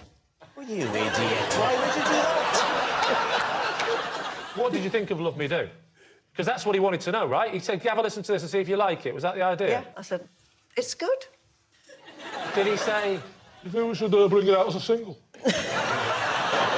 Sean Connery meets Sylvester Stallone. You can't do Paul McCartney, can you? Not very well, no. I sounded like Sylvester Stallone! Do you feel bad that you taped over it? Yeah, because I could have got a lot of money for it. What are you thinking? Has Sue been telling the truth? I'm surprised this hasn't come up before. Like, I haven't heard this story. I've seen you in interviews, I've seen Paul McCartney in interviews, and he's never gone, you know that woman that was in Brooklyn? Same sort of love me, do. It's getting better. Every time. It's getting a little bit better. Either it's getting better or we're just forgetting what Paul McCartney really sounds like. I think it's true. You're right, maybe we would have heard more about it. All right, it's a lie. I think it's a lie. OK. Sue, were you telling the truth or were you telling a lie? Well, it was...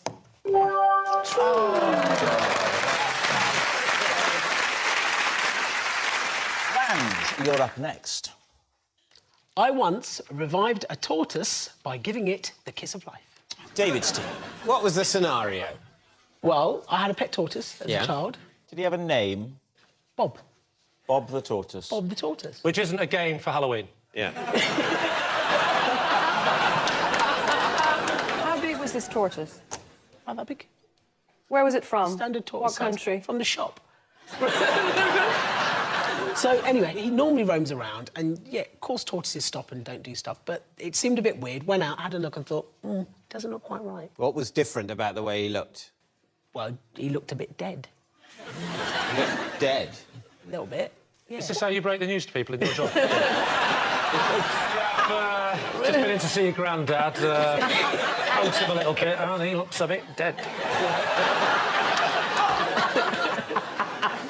So I thought, I'd been at school in biology lessons and thought, right, OK, do you know what? Give it a go. And I did. I literally turned him over. Is that what they said? Sorry, you from biology lessons? I know what to do. Is that what they told you in GCSE biology? Yes. They said, if you ever see a tortoise that's passed out... Just general life support, just sort of general resuscitation. General resuscitation. Yeah. Never mind the species, human or wasp or anywhere in between. Give it a go. In the heat of the moment, I thought, I'm just going to give this a go. Yeah. So, turned him over, grabbed his little head. Oh, definitely his head. And literally, I just blew a couple of times. Blew into his sort of lolling mouth. Into his mouth.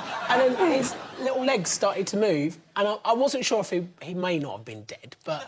Sorry, did you say he may not have been dead? Well, he moved... And he moved afterwards? He moved very quickly. Yeah.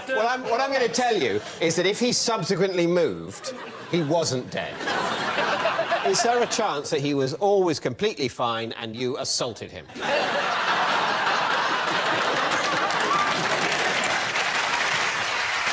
What do you think, Steve? Does this sound true to you? I think it's a pack of nonsense. What about you, Liz? I don't believe a word of it either. Really? Yeah. Right, David, time to decide. Well, I don't think we believe it, do we? I don't think so. No. OK. I think we're going to say it's a lie. Ranj, were you telling the truth or were you telling a lie? It was a lie.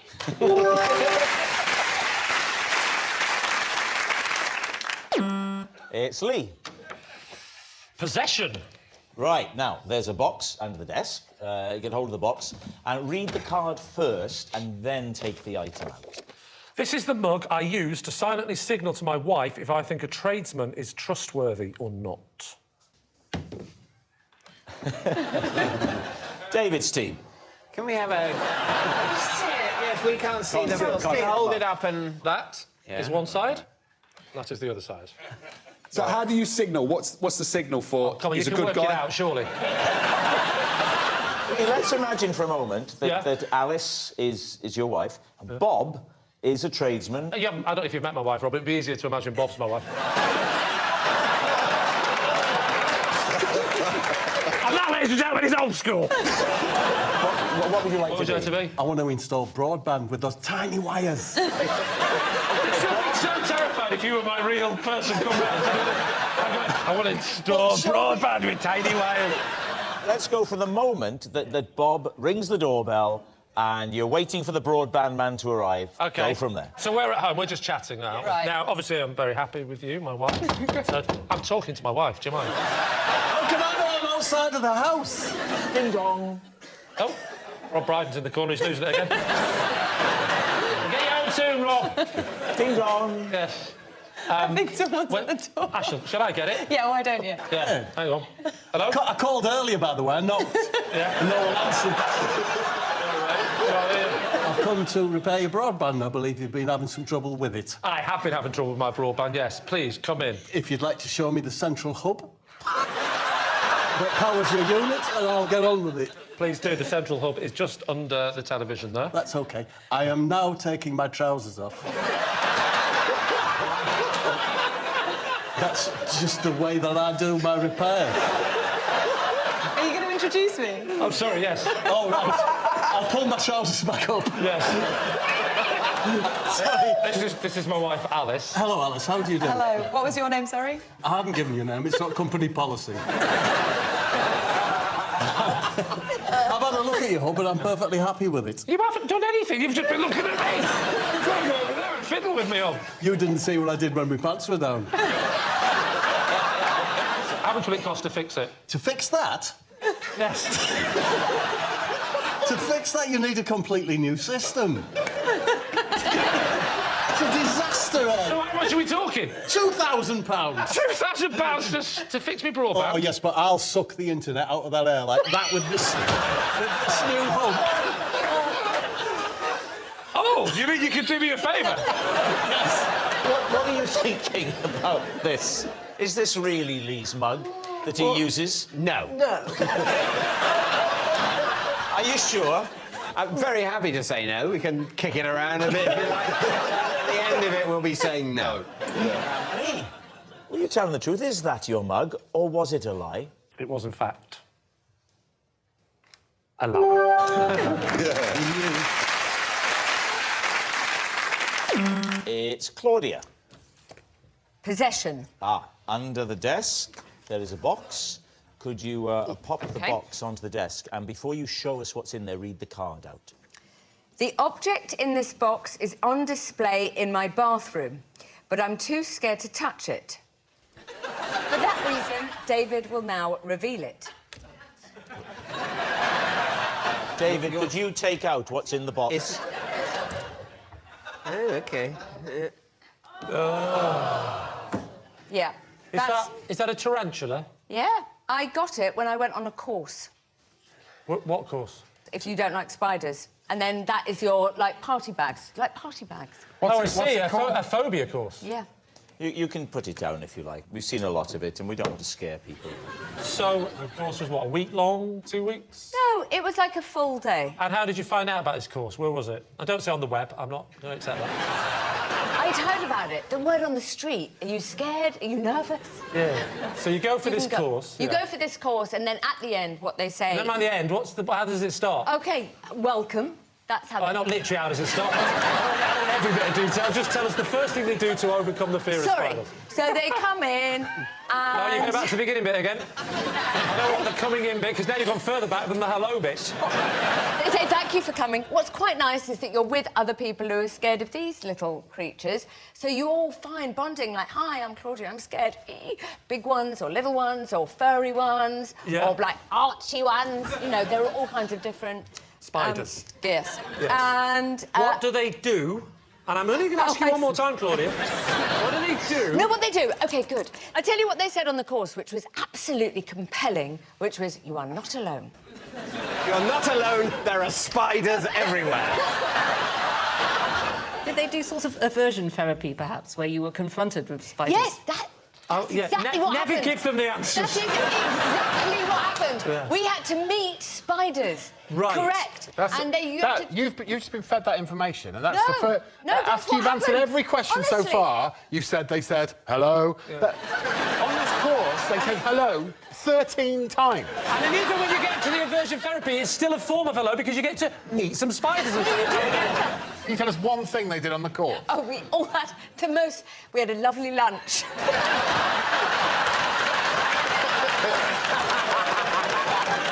What did they do?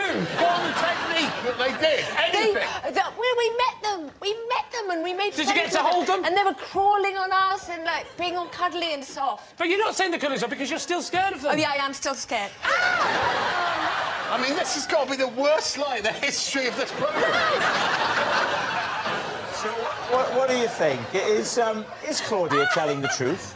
I think that she's lying, and if she's telling the truth, I'm not having it. Because if she's telling the truth, she is contractually obliged to tell us something, as opposed to every question being answered with, hello,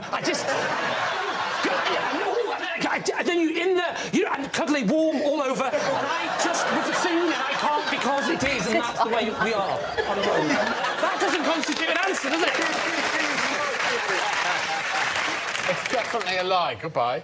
You're saying a lie. OK, so, Claudia Winkleman, were you telling the truth or were you telling a lie? It is totally true.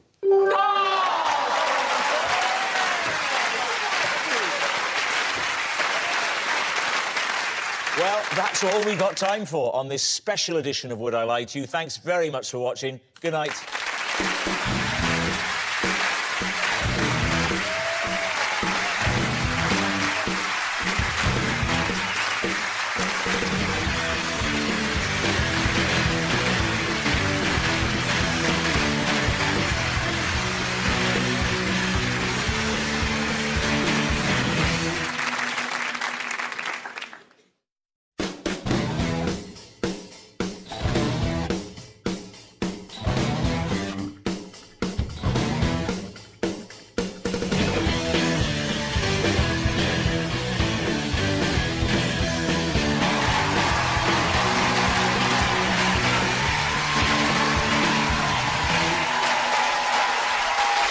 Good evening and welcome to a very special edition of previously unseen clips from this series of Would I Lie to You. Joining David Mitchell tonight, Claudia Winkleman, Nick Robinson, Nadia Hussain, David Hay, Ramesh Ranganathan, Catherine Ryan, John Simpson, Professor Kate Williams, Michael Smiley and Jason Manford.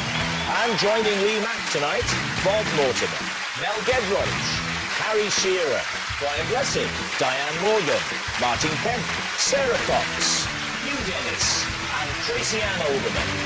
So we begin with round one, Home Truths, where our panellists each read out a statement from the card in front of them. To make things harder, they've never seen the card before. They've no idea what they'll be faced with. It's up to the opposing team to sort the fact from the fiction.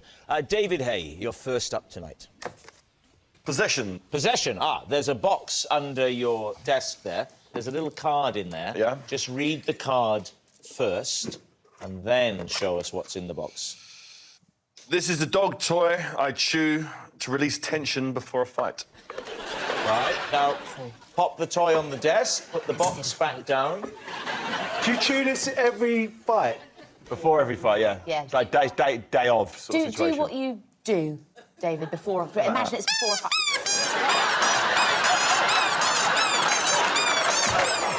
Can I just say, David, that your eyes at that moment definitely said, I wasn't expecting that. It's always made that noise. This relaxes you before a fight. Yeah. When you say before a fight, you mean the hour before? When I'm in the hotel before the fight, I normally get to the hotel. If I'm fighting at 10 p.m, I get to the hotel around 4 or 5, chilling out there. Just literally, just sit lying on the bed, just thinking. And it makes me feel comfortable. Then I go to sleep, wake up, and charge. What are the people in the room next to you in the hotel? What are they thinking is happening? Yeah, they think you're making love to a clown. Yeah. Are we allowed to look at it? Yeah, you can have it. Yeah. Yes, but... Let's have a little look. Right, well, it's chewed. It has been quite... It has been chewed. So what are you going to say, Lee? Is it the truth or has he made this up? I don't know. What do we think? No, You don't think he... No, I think that's a lie. What do you think? It is well chewed, but then somebody here backstage could have chewed on it for a couple of... That's a hard job, isn't it? What day's your day? Well, it's your lucky day. Get chewed on that for 2 hours. I hate this job. One day I'm going to be Director General. So what are you going to say? We'll go for a lie. You're saying it's a lie? Yeah. OK, David, truth or lie? It's a lie. Bob, you're up next. I recently had to charm a spider out of my shoe by tooting a flute at it. David's team. So, where were you? I was at home. So was this spider a normal British domestic spider? Yes. How big was it, Bob? It's black, but it's not one... And what colour was it?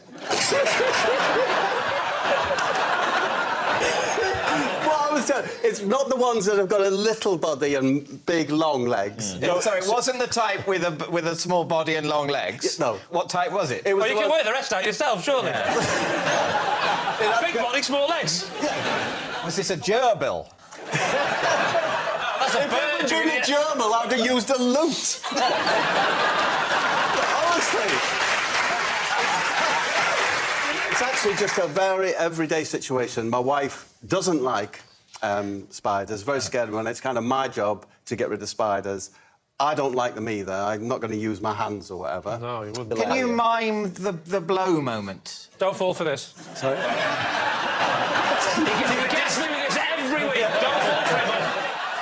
I've got just the thing for you if you haven't got a flute. Close your eyes. Don't fall for it. Do not fall for it. Did you blow it into the shoe? Yes, I blew down the flute to bring it out into the heel area. These were a kind of snakeskin elastic slipper. Yeah. I brought up just under the windowsill, above where the cat litter is. Yeah. I put them there because I wanted to get that height, and it didn't So come out. you I tapped moved it. the Yes, you moved the slipper with the spider in it. I moved it facing the cupboard where I keep the plates. There's got, I can't, I mean, it's got little holes in it. And the spider emerged.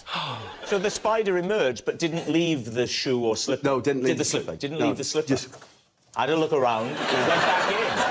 Well, So you were no better off, were you? No, I didn't feel like I was better off, but at least I'd found out that we owned a flute as a family.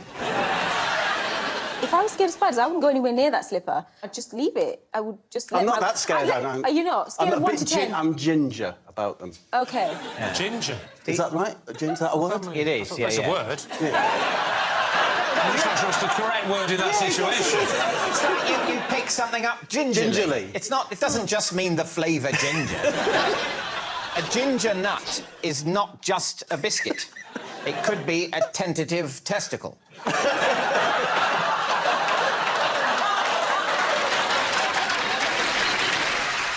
Do you now know who the flute belongs to? Yes, of course, it was my son's flute. Your son, is he a flautist? No.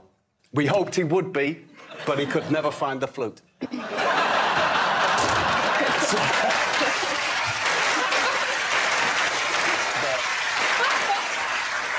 Well, what are you thinking? Well, what I'm confused by is that if you fear spiders... I do a bit. ...and you believe that there's a spider in this shoe, I think you would be afraid to move the shoe. Yes. Not at all. I also think you would have worried about, as you go to take the breath to blow it, you accidentally breathe in. Yeah. I don't have to breathe in to breathe out.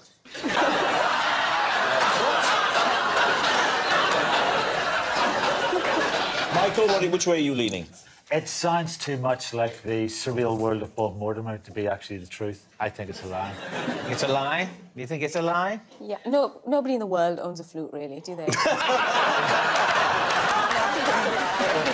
think it's a lie? You think it's a lie? Yeah. Bob, truth or lie? It was a lie.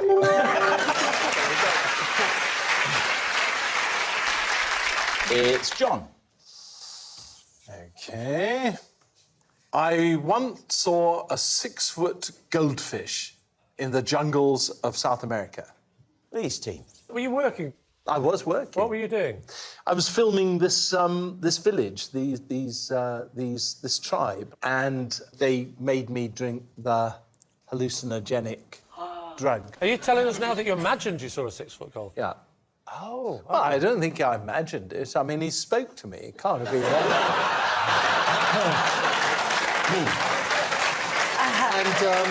And he had What did he say? He said, "How's it going, man?" And what did you say?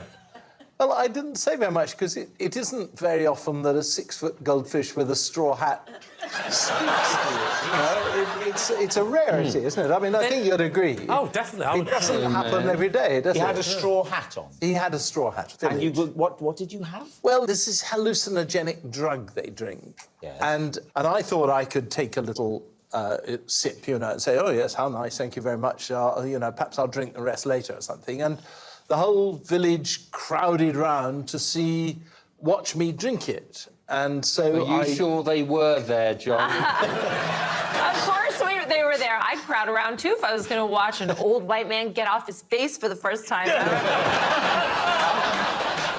And at first, nothing happened. And I was a little bit disappointed. And then the moon, there was a full moon, and it kind of came down on a spring right in my face.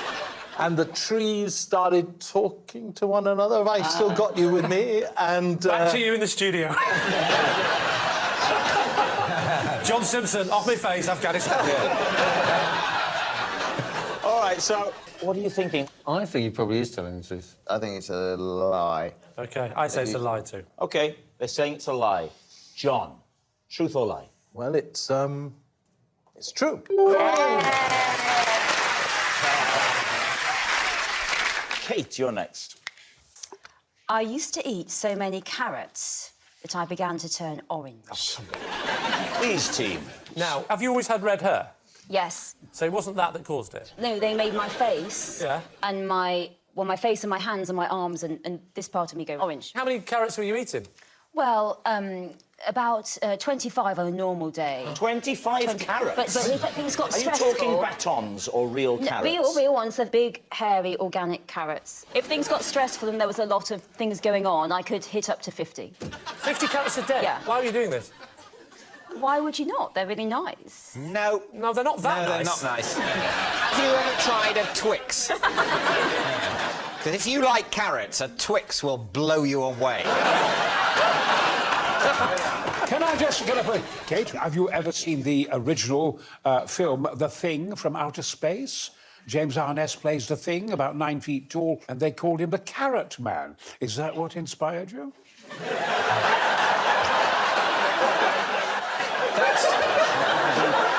That's what I call a very specific question. I'll tell you, Brian, I did drink a lot of tea. I used to drink 25 cups of that. And I had to stop. And in place of the 25 cups of tea, I ate carrots instead. So carrots were your tea methadone? And what did you get off the carrots with? Heroin. And as soon as you stopped, it stopped, did it? Well, it was a fight, Lee. It was a fight to give up these things that I'd loved. But they're not addictive carrots. They're not like tea. How do you know? They really I'll are. tell you how I know, because I have a few and that's enough. So I know that's how you tell yourself you haven't got a problem, Lee. So, Lee and T, what are you thinking of this? Could she be telling the truth? Kevin? I think it's the truth. OK. Brian? I think you're telling the truth. OK. Two trues. I'll go with my team. OK, they're saying true. So, Kate, was that the truth or was it a lie? My love for carrots is absolutely true. Wow. Martin Kemp, you're next. All right, here we go. Come on, Kempy. I was once rescued by London Underground staff after my new romantic pantaloons got trapped in the escalator. David's team. Can you describe the pantaloons? Well, pantaloons are like, always standing up. In those days, they used to come up to about there, up past your ankles, and they would kind of bend out like this. And like pirates' trousers. Yeah, kind of like pirates' trousers. And you was on how long ago was this? 1980s. Really early, though. This is before the band started. So it was while I was still going to the Blitz, which was kind of like... What, in the 40s, surely?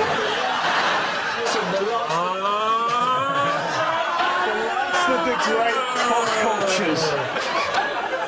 So when you say the Blitz, this is a nightclub? A nightclub. Yeah. And I used to wear these pantaloons. And one night, right, we decided to have a party on the Circle Line that would just completely keep going around and around. Getting down to the tube, my pantaloons got stuck in the escalator. And how long did it take them to arrive and free you? Oh, it was a good 20 minutes. Did it stop? Did they turn off the escalators? Yeah, Did it stop it moving? actually got jammed.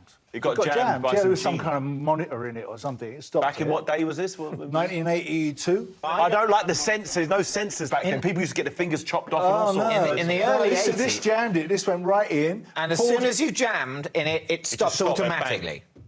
Yeah, because it pulled half of my trousers down. I don't believe that an early 80s pantaloon would be enough to stop the mechanism of a whole escalator. What decade of pantaloon would have been able to do that? Listen, I mean, like a real pirate's Hessian pantaloon, that could stop it. It's exactly what they were. Right. What are you thinking? I can see that the You're haymaker is sceptical. very dismissive. Well, I think it's a very good point you make about the mechanisms of early 80s escalators. Some of them were wooden.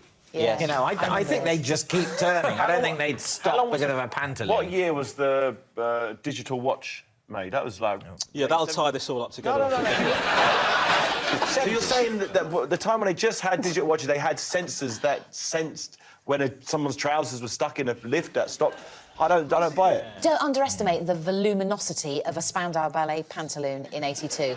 They were big. There was a lot of material in those pantaloons. Well, there had to be. So what are you going to say, David? What are you going to say? I think it's true, yeah, I think it You think lie? I think lie. Oh. I think it's a lie. All right, Martin, is it a lie or is it true? This much is lie.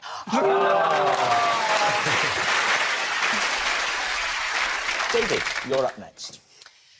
I've yet to find the courage to make a contactless card payment. I considered it once, but decided that full PIN entry was the safer method. Please, team, what do you think of that? What do you fear, David? Well, it's a security risk, isn't it? Why is it security risk? Well, because you don't have to put in your PIN. The only security that's relevant is Yeah. that you know it's you. If you know it's fine, contactless and the pin's the same thing. Who among us can be sure of who we really are? Where did you consider using it, David? I've considered it a few times in a few places, because sometimes people suggest it, which I think is rather forward. So they suggest you say, I'm sorry, am I keeping you? You know, you haven't got time for me to enter 4 digits. Do you have an Oyster card? Yes. Ah, so you're happy with contactless there? If the Oyster card gave you the option of putting in a PIN, I'd be all for it. But that's never been set up like that. No. And I'm not so weird as to go into Oyster HQ and ask to have a particular high-security Oyster card issued especially for me. It's very hard to get into Oyster HQ, isn't it? Yeah. You have to take like a knife and prise it open. Well, you have to get past Pearl on reception.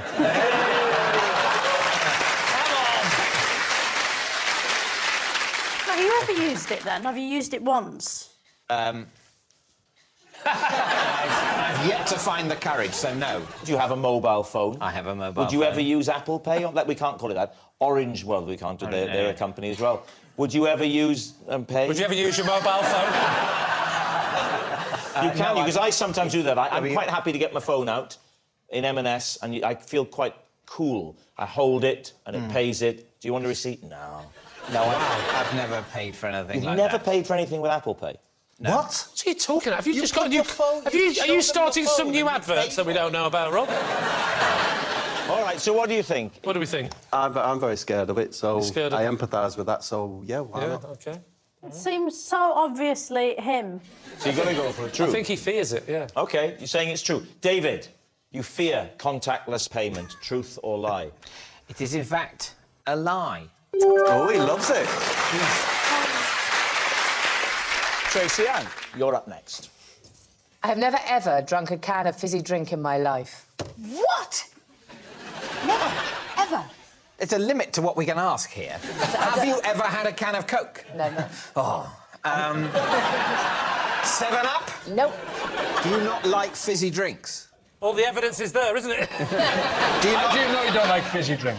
Because, to me, even as a child, water was something that was natural and lovely and pure. And why somebody would stick Even as a carbon, child? As a a whole load of teenager? sugar, that even as a young child, it just felt like the devil's work. So, Tracy Ann, can I tempt you to try a sugary carbonated drink? Now, would you be willing to try one of these? Bring it over, and let's see how far I can get in the process. Look, The whole thing with the big famous one is 125 years old. It's a secret recipe. The fact that it's still a secret after 125 years means it was made by the devil. This is a diet drink. This is full sugar. This is also a sugary drink. Rob, can I ask, what is the point of this exercise? To see if I'm lying. Well, no, because you're clearly going to be capable of going, oh, no, I don't want a fizzy drink. You're not going to be such a fizzy drink addict that you can't stop yourself from going, oh, yes, I do love it. I do love it, actually. Yes, it was a lie, and I'd do it again. Because if she is telling the truth, what a lovely opportunity. How often have you seen a grown woman taking her first sips of a sugary carbonated drink? The best thing this can be is cruel. Right, OK. Which one are you going for? That one. Don't, so we can lose these two. Let's bring it here. I haven't shut your You've face. made this the most light entertainment bit I've ever seen. I can lose them two. There's the two. Those are safe. That's your boss fair on. They're fine.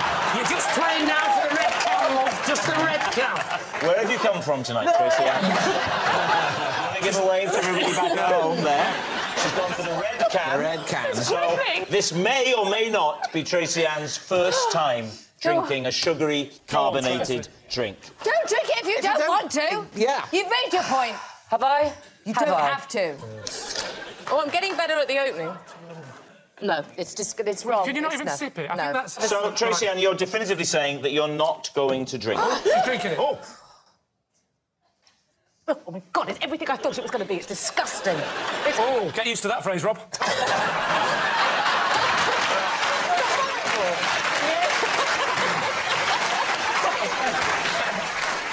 All right, there we are. So what are you going to say? Was she acting? I think you are. She's been in EastEnders. Would she be that good an actress to convince you? Instinctively, I like the shiny cans were great. Yes. You know, the different colours. I think it's a great addition to the format. I think it's a lie. OK. Right. Tracy Ann, truth or lie? It's the truth. No. Hugh, you're up next. As a child, my family weren't able to have a dog, so instead we got a cat and treated it like a dog. Steve, when you say weren't able to have a dog, was there a medical reason? No, essentially there was nowhere to exercise a dog where we lived. So my parents decided that it wasn't really fair to have a dog. Where did you live? So I wasn't able... Well, weirdly, it was called the Isle of Dogs. What was the cat called? The cat was called Kiska. Kiska? Yeah. If anything, it's quite a feline name, isn't it? Well, it was a cat, of course. How do you treat a cat like a dog? You put it on a lead and you take it for walks. Isn't that exercising the cat? That is exercising the cat. I thought that was the very reason why you couldn't have a dog. You were able to exercise. Wherever we went during the day, the cat came with us. On a lead? Yeah, on a lead, but the lead isn't really long enough for a cat, so we used to tie a 30-foot washing line to the lead, and you could walk at least 30 yards. And dry your clothes at the same time. When you take the cat out in the car, what would be the arrangement in the car if you're going on a journey? Well, my dad built the cat a shelf which went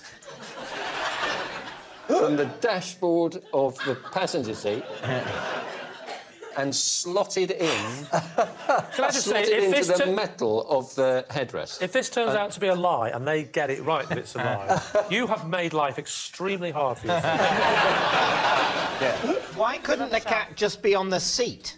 Why does the cat need a shelf? Because the cat couldn't see if it was on the seat. So what are you thinking, David's team? The thing that I find very believable, because I don't think you would have invented it, is the shelf. It's not actually treating the cat like a dog or like a cat, but just like, I don't know, like a book. Or like a catalogue. What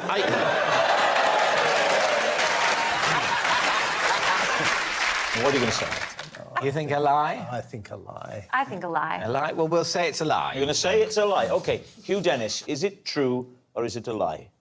It is, in fact, true.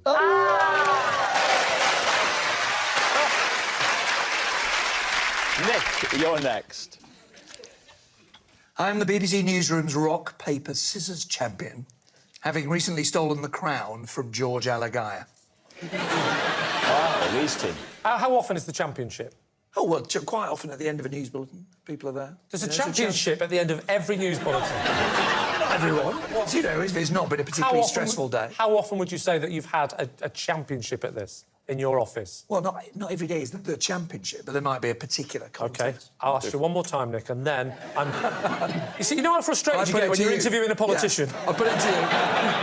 How often is what you would call the championship? I think it's more random than it is regular. See, I was often at Downing Street doing broadcasting and not Is in the there a newsroom. delay between what I'm speaking and what your ears are perceiving? Because I want to know, on average, per year, how many times you would have what they call a championship. And trust me, I will not stop asking this question. I am persistent. Around about 20 a year. 20 a year. So you are the current champion. Who was the one that you took over from? George Alagaya. George Alagaya. Who was the previous champion before George? Hugh Edwards. And before him? Fiona Bruce. All right, let me rephrase the question. Can you just randomly list newsreaders? Because I can't help thinking that's what's going on here. Why don't, there's a very easy way. Why don't you nominate, Lee, someone on your team to represent your team in rock, paper, So scissors? you want to prove he's telling the truth? We're going to give him a chance to have a 50-50 chance of getting but something... it's not 50-50, is it? Like, if you went up against Darren Brown, I reckon he'd probably win 100% of the time. Do you know what? Weirdly, I'm joking, but there is actually... This is I know true. there is, so why don't you... You've told me about this. Why don't you try this technique now, you idiot? OK. That's what I'm trying to get you to do. So we'll play now, then, between... It'll be you representing you. Right, can I just... Well, now, You've got to work out at what point you're going to show your paper or your stuff, because some do it on the third, or they do 1, 2, 3, and then do it. Thank you, Sarah. Yes. This show does have a host. I can guarantee that I'll win over best of 3. What we're going to do is I'm going to say something to you, and then you can't pause, you just got to do it. OK. So, are you ready? Right, can I genuinely say I think you're a terrible broadcaster? Here we go. 1, 2, 3, boom! Oh, rock beats scissors. He's beaten you. Good. Good. 1-0. Don't let him get to your head, Nick. Are you ready for the second one? And can I also say, genuinely, that your glasses are awful. 1, 2, 3, boom! Oh, paper beats rock. Yeah. So we've reached possibly the most tense moment of this competition. It's a decider. Lee, do you want to try some subterfuge? Backstage, you're a bit smelly. 1, 2, 3, boom! Oh, we've got to try again. We've got to go again. Oh, my We've got God. to go again. I'm running out of insults, and I don't want to say bald. But you've left me no option. I didn't know he was going to go to a penalty shootout. Here we go. Can you imagine if this keeps being drawn by number 27? I've had your wife! She still remembers. 1, 2, 3, boom!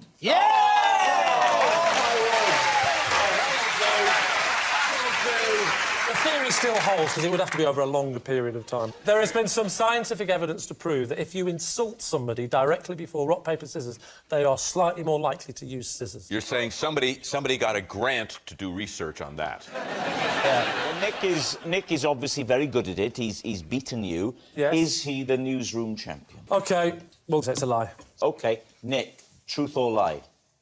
It is a lie.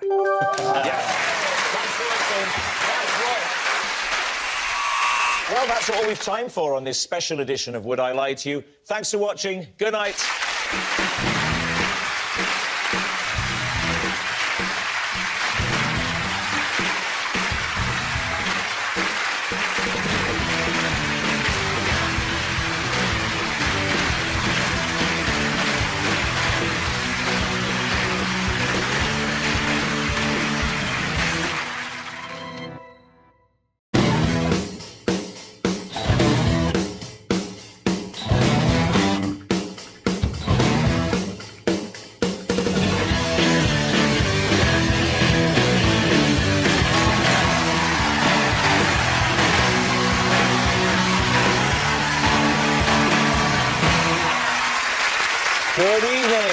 welcome to a very special edition of previously unseen clips from this series of Would I Lie to You? Joining Lee Mack tonight, Claudia Winkleman, Bruno Tonioli, Bob Mortimer, Mel Gedroych, Ray Mears, Gareth Malone, Adam Buxton, Hal Crittenden, Amelia Fox and Steve Jones.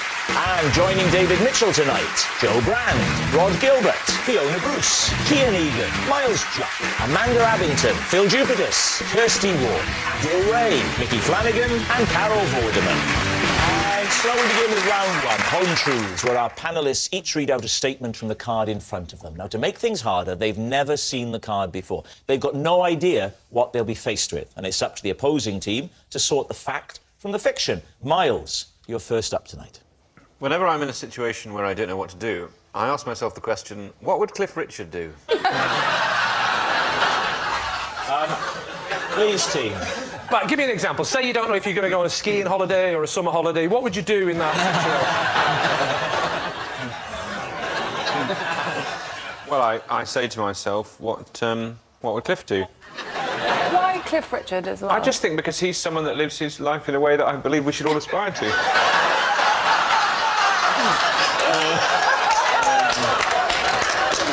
Am I right? Yes. So tell me this. What was the last dilemma you had where the Cliff Richard thing helped? Well, you know, you go to Pret, and as ever, the queuing's a complete disgrace. And you think, what would Cliff Richard do? Well, I walk out. When did you first let Cliff into your life? In a way, I feel more like I've been let into his. So, have you got a lot of Cliff's albums?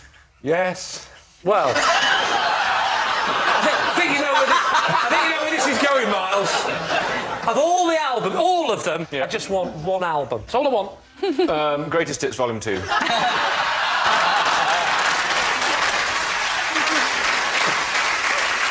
what do you think, Lee? Is it the truth? What do we say to that, Amelia? Do you think there's any truth in that? I don't think we can possibly. Not even entertain the notion? No. As entertaining as the notion may be. Yeah. Say lie. OK. Miles, truth or lie? This is actually a lie. It's Claudia. Possession. OK, now, there's a box on the floor, Claude, next to you. First of all, bring the box up onto the desk and then read the card before you open the box. OK. There we go. So, first of all, read the card. OK, this is Yoshi. I recently took him to the vet because I thought he was depressed.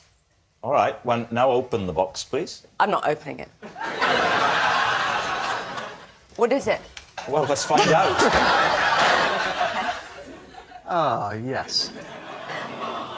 Can you take him out of the box and just pop him on the stunningly realistic grassy surface we've put in for you? There he is. Oh, I love rabbits. Hang on, we can't. You want me to touch it? Are you worried about touching it? No, it's that. It's mine. Is it like sort of a tortoise? It's a tortoise. It is a tortoise. A little tortoise. Surely you would kiss him, wouldn't you, Claudia? You would give him a little kiss. I don't kiss anyone. Oh, you would kiss him, though, if he's your little Yoshi. Yeah. You'd give him a kiss. Like that. I don't want to bother him. No, a proper one with your lips. No. Kiss him. Kiss his little face. That's what mad people do with animals. No, so it's yeah. So how did you pick him up and take him to the vet? Because you're obviously very attached to him. Oh, well, no, yes. Well, I'll tell you. This is what happened. This is ours, and this is all of our... Well, it's not mine, it's my family's. And I took him to the vet because I was worried because he was not really... bouncing. Wasn't tearing around like you'd expect. You're an intelligent woman, Claudia. You know that no tortoises bound around the place licking people's faces like a spaniel. Yes, so what was the change in the tortoise's behaviour that you thought meant it was depressed? This is a very good point. It was just a little bit... stationary. When we first got him, he was sort of scampery. Well, not scampery. Do you want to have a minute to think about this story? Scampery the tortoise. No, he wasn't scampery, but he was... No,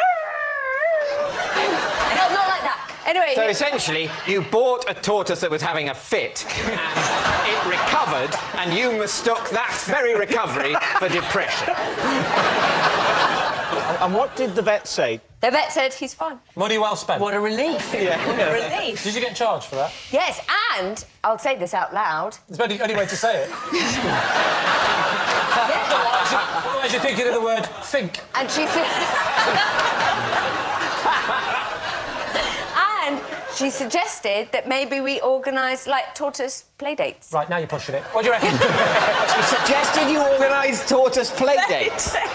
You had them. You had them. So what are you going to say, David? Is that the truth? Did that happen? What do you think, Fiona? Do you know, I think it might not be true somehow. Look, if this is true... If this is true, if you this are is true, brilliant. Claudia deserves a point. Yeah, at least. You're saying lie. It's safe They're saying lie. They're saying lie. OK, Claudia, Yoshi the tortoise. Yoshi the tortoise, and that story was true.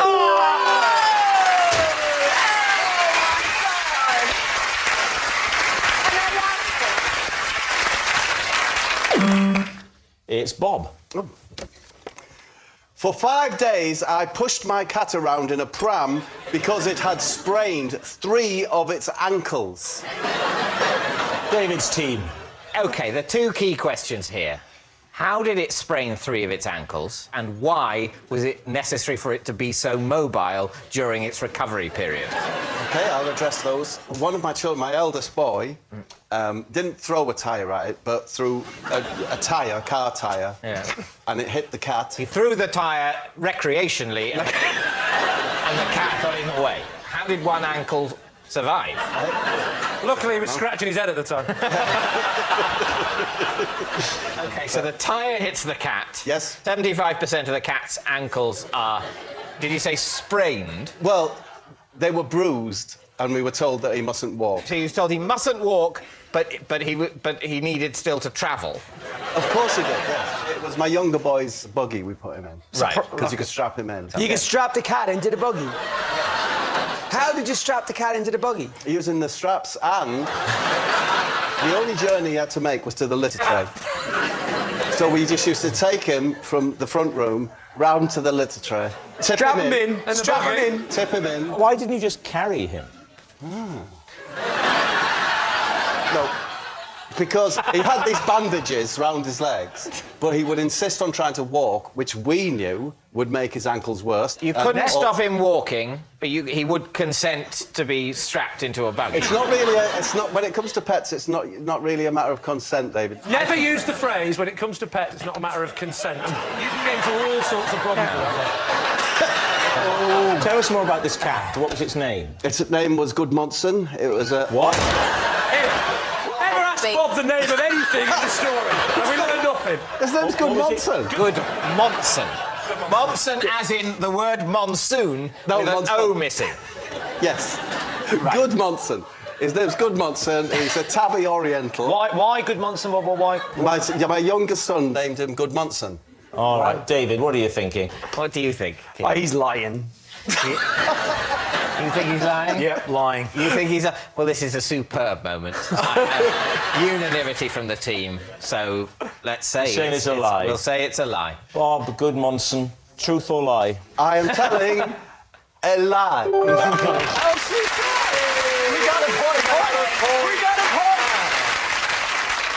point. It's Joe. Last year, I made my husband a birthday meal using some mince I found in the street. OK, what... Why? Well, why? Why did you do that? I found a carrier bag on the pavement that amongst other things, had mince in it. What I else don't was know in whether it? someone had left it there, whether they dropped it. Or It wasn't like being clutched by, like, an old woman who was lying on the... You're not being convenient with the truth there, are you? All right, I slapped her out the way. What else was in the bag? Well, there was mince, and it was wrapped up in kind of a plastic, like in one of those cardboard dishes, plastic over it, so it wasn't loose. Oh, yeah, it sounds perfectly hygienic. Yeah, well, it was hygienic. How do you know, like, a dog hadn't weed on it? I know it was in the cellophane, Because I sniffed it. Did you not have any... You can't buy class, can you? What did you cook him with the mince? Well, I can only cook 2 things, a spag bowl and macaroni cheese. Which one did you go for? I've known you for a while, Joe. Can I just check? Is it your current husband or the first one who died of food poisoning? My one and only husband. OK. Oh, it's Chesney Hawkes. So what do you think, Lee? I don't know. What do you think, Ray? Is this adding up? Let's say true. True? I think false. You think it's a lie? You're saying lie, you're saying true.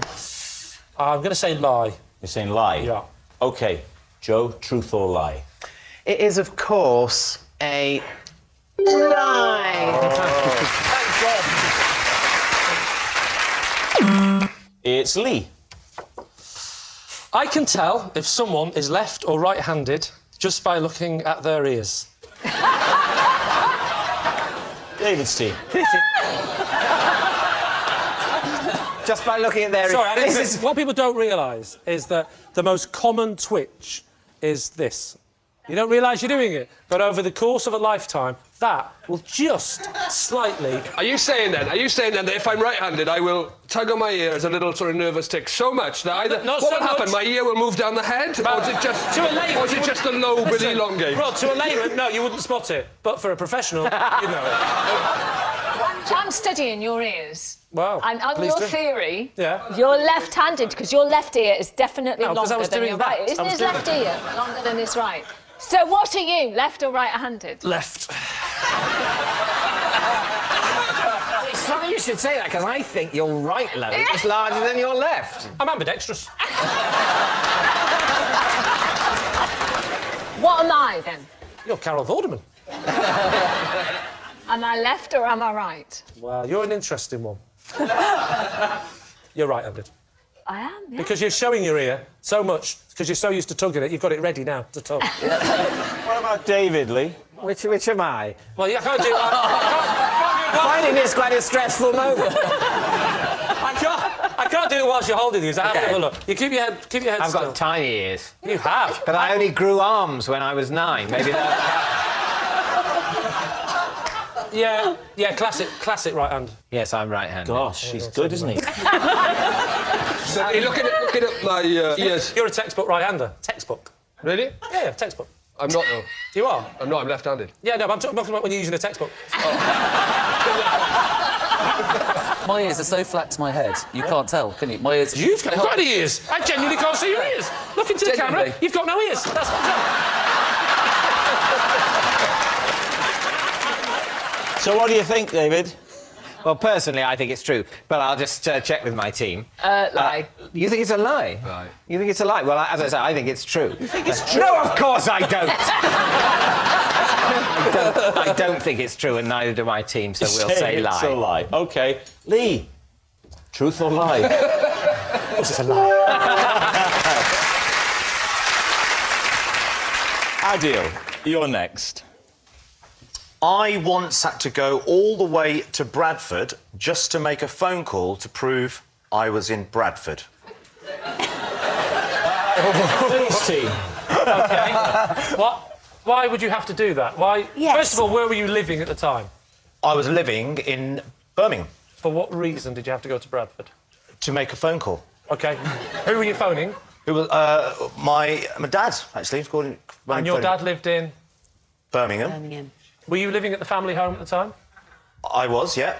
You leave your family home to go to Bradford. Yes. Phone your father in Birmingham. Yes. To prove you're in Bradford. That's it. Absolutely. What was your reason for being in Bradford? But to make the phone call, Yes. you said. I think it's better if you stay out of it. Rob, can I just say, we already know why he was there. He was there. We all know. There's no doubt about why he was there. He was there to prove he was in Bradford. Yeah. To phone his dad. We know that. There's just one tiny, it's only tiny, tiny thing. If you could just, you just get that for me. Yeah. And that tiny thing is, what are you talking about? Just that. Once I've got that, the rest of it is all in place. It's just that little thing. That I want to All right, I'm working that out. Yeah. Okay. Why did you need to prove to your father that you were in Bradford? Sorry, don't, Rob. I said that exact sentence. Don't make it out that I was going, melons! I'm just one of life's natural communicators. I'm able to convey it. Unless Adol's going to say to me, if only you could say it in a soft Welsh accent, I'd understand. None of that made sense, you interpreting for Could me. you put it in a Welsh accent and then we could try? Here we go.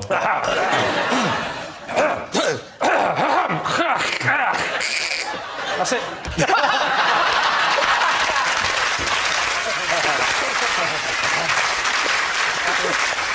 So the question, Adol. Yes. Yeah. Why? Why were you in Bradford? Why? No! No, one's told you. I know what he's going to say. You're trying to trick me here. Where were you, specifically? Don't say Bradford. Whereabouts in Bradford were you? When I called him, Yes. I was at the coach station. Why did he need to know you were at Bradford coach station? Because that's where I told him I was going. Why? Where are you going? I told him I was going to a university open day. At Bradford? At Bradford, right. yeah. Now, am I right in saying that you weren't really going to this university open day? You Yeah. were lying to your father. Yeah. So you were going to Bradford to Were you attend going to your- Bradford at all? I wasn't intending to go to Bradford. Where were you intending to go? Birmingham. But you were already in You were in Birmingham. Birmingham. I know. But you had to go to Bradford because you'd see the number come up on the phone. Yeah, that's right. Thank you. Thank you very much. What was happening in Birmingham to stop you wanting to go to Bradford? I wanted to go to a gig in Birmingham. Music gig? Yes, that's right. It was an Asian club night. My dad thought I was at an open university day in Bradford. But I was in Birmingham to go out to this club night and I just happened to bump into my dad. And he says, I thought you were supposed to be in Bradford.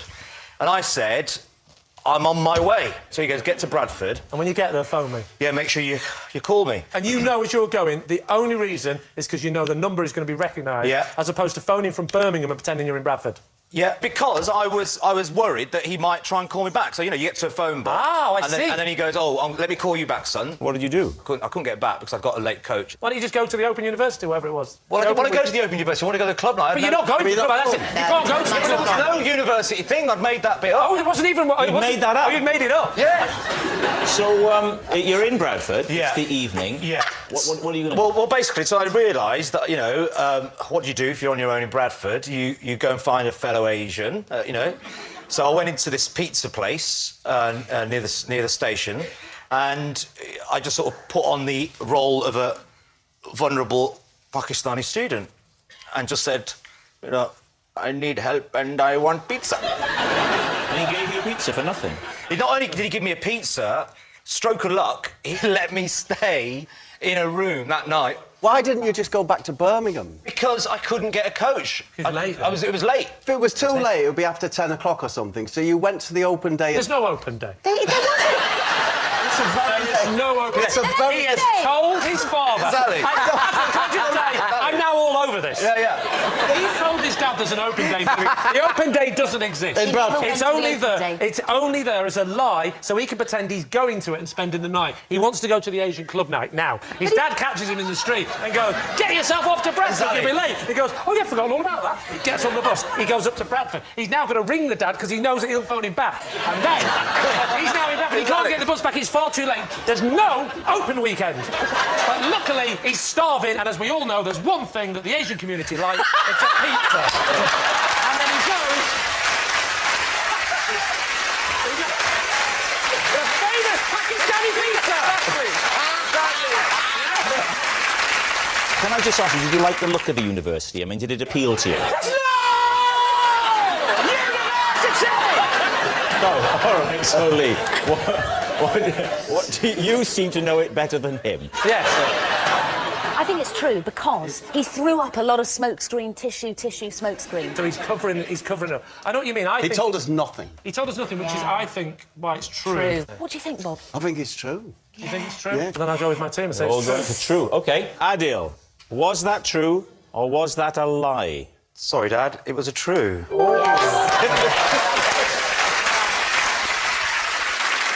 Kirsty, you're next. I was once forced to continually ballroom dance while presenting 5 minutes of live TV. Lee. What was the programme?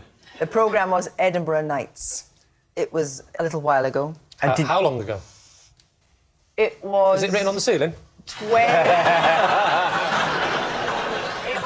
Does that say true or a lie? Yeah, I'm looking for it as well. It was 20 years ago. 20 years ago. Do you remember which dance did you perform?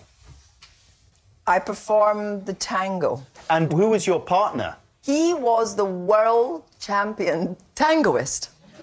Tangoist? Was he like a giant orange guy who came and sang? I've been tangoed! Was it Craig Revel Horwood? As far as I remember, it was somebody that was handsome. Oh, he wasn't in there. Oh, well. He was a professional ballroom dancer. Was it Argentinian tango or classic tango? Or diet tango? Or diet. What's the difference? Well, one is very improvised, the other is very stiff. Which is the stiff one? They call it the ballroom tango. The one where you have to do a lot of flick. I like that one. It was that one. Oh, it was that one? It was that one. That one where you... Yes, the heads. Am I alone in feeling an electric sexual connection? Why did you have to do 5 minutes tango live on TV? Because there was a film out. What was the film? The film was Godzilla. Strictly Ballroom. I remember it very well. Oh, Strictly Ballroom. I was talking about the film. At the same time as you were dancing? Yes. Did you do the thing at the end? This is Kirsty Walk, dancing, news, whatever you say. Whatever they say. It wasn't the news, though. Oh, So that would have been inappropriate at the end of a programme. It's like at the end of this, Rob doesn't go, and that was the news. I watched that Edinburgh night. I watched it. You watched that one? Not that one, but I watched it over the years, Yes. and usually they're really intense. They're always sitting down. It's too light entertainment for I that see. kind of show. Okay, so Lee, he thinks it's a lie. Okay. I think it's true. Oh, a split decision, I hate that. It's true. Why? I don't think Kirsty would lie about something like that. Okay, so your team is split down the middle, Lee. Which way are you going to go? I'm leaning towards Bruno. Don't.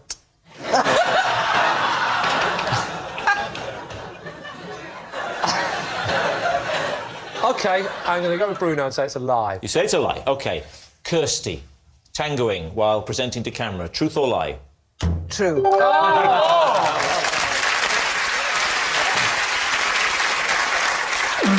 It's Gareth.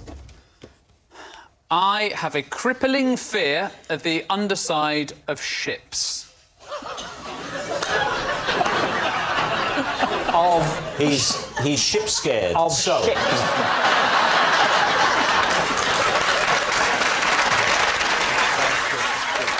How often are you confronted with the underside of ships? Happily. On your way home from your job in a submarine? Probably not very often. But should I be, it would be a crippling fear. Where do you encounter? If, for example, I was at a dry dock... I would advise you not to go to a dry dock. It's one of the very few places where you might be confronted with the underside of a ship. How did you go to the dry docks? I must have gone... a school trip? Your school trip to the dry dock.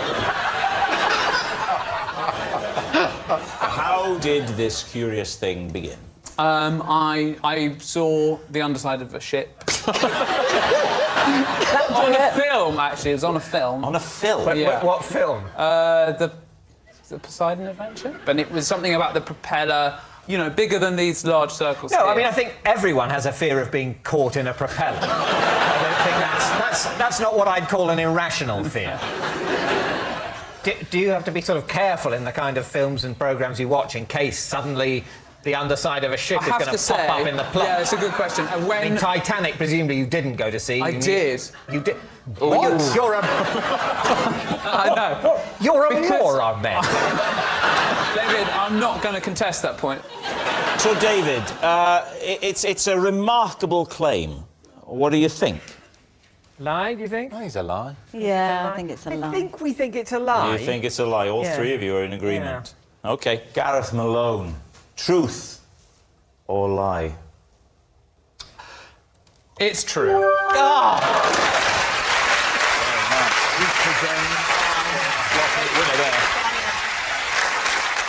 Next. It's me. Right. Whenever I take a shower, I listen to the Benny Hill theme tune.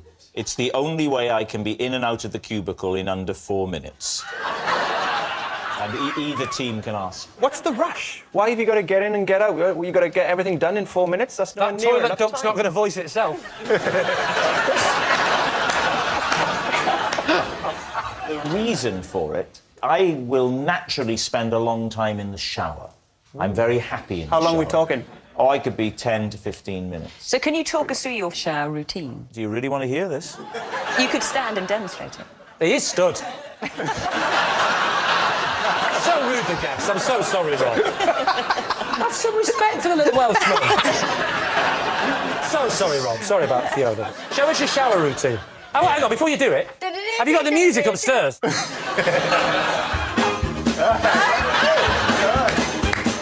He's in. Orders on. He was going to strip. Everywhere, Rob, everywhere.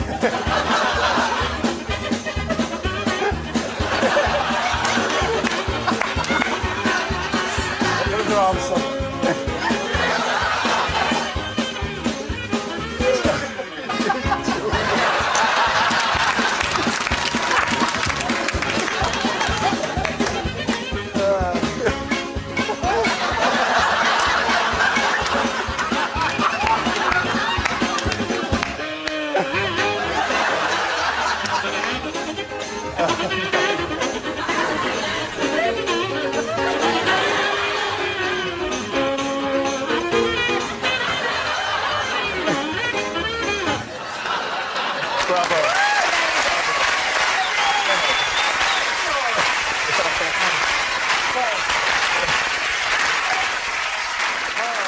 What are you thinking? I'm not sure. Do it again. So, David, we need an answer, truth or lie. Well, I think we're going to say true. You're going to say true. Yeah. Lee's team, they said true. Well, then I will go lie. You're going to say lie, you're saying true. It is, in fact, a lie. Well, that's all we got time for on this special edition of Would I Lie to You. Thanks very much for watching. Good night. With a killer so close, can Ian and Jane go through with it? Live Week continues with EastEnders next, while tomorrow night all is finally revealed. Then put Jonathan Ross, Abby Clancy, Zoella and Gok Wan in the kitchen, and what do you get? The Great Comic Relief Bake Off at 8:30. And over on BBC Three now, we're off to Bangkok Airport.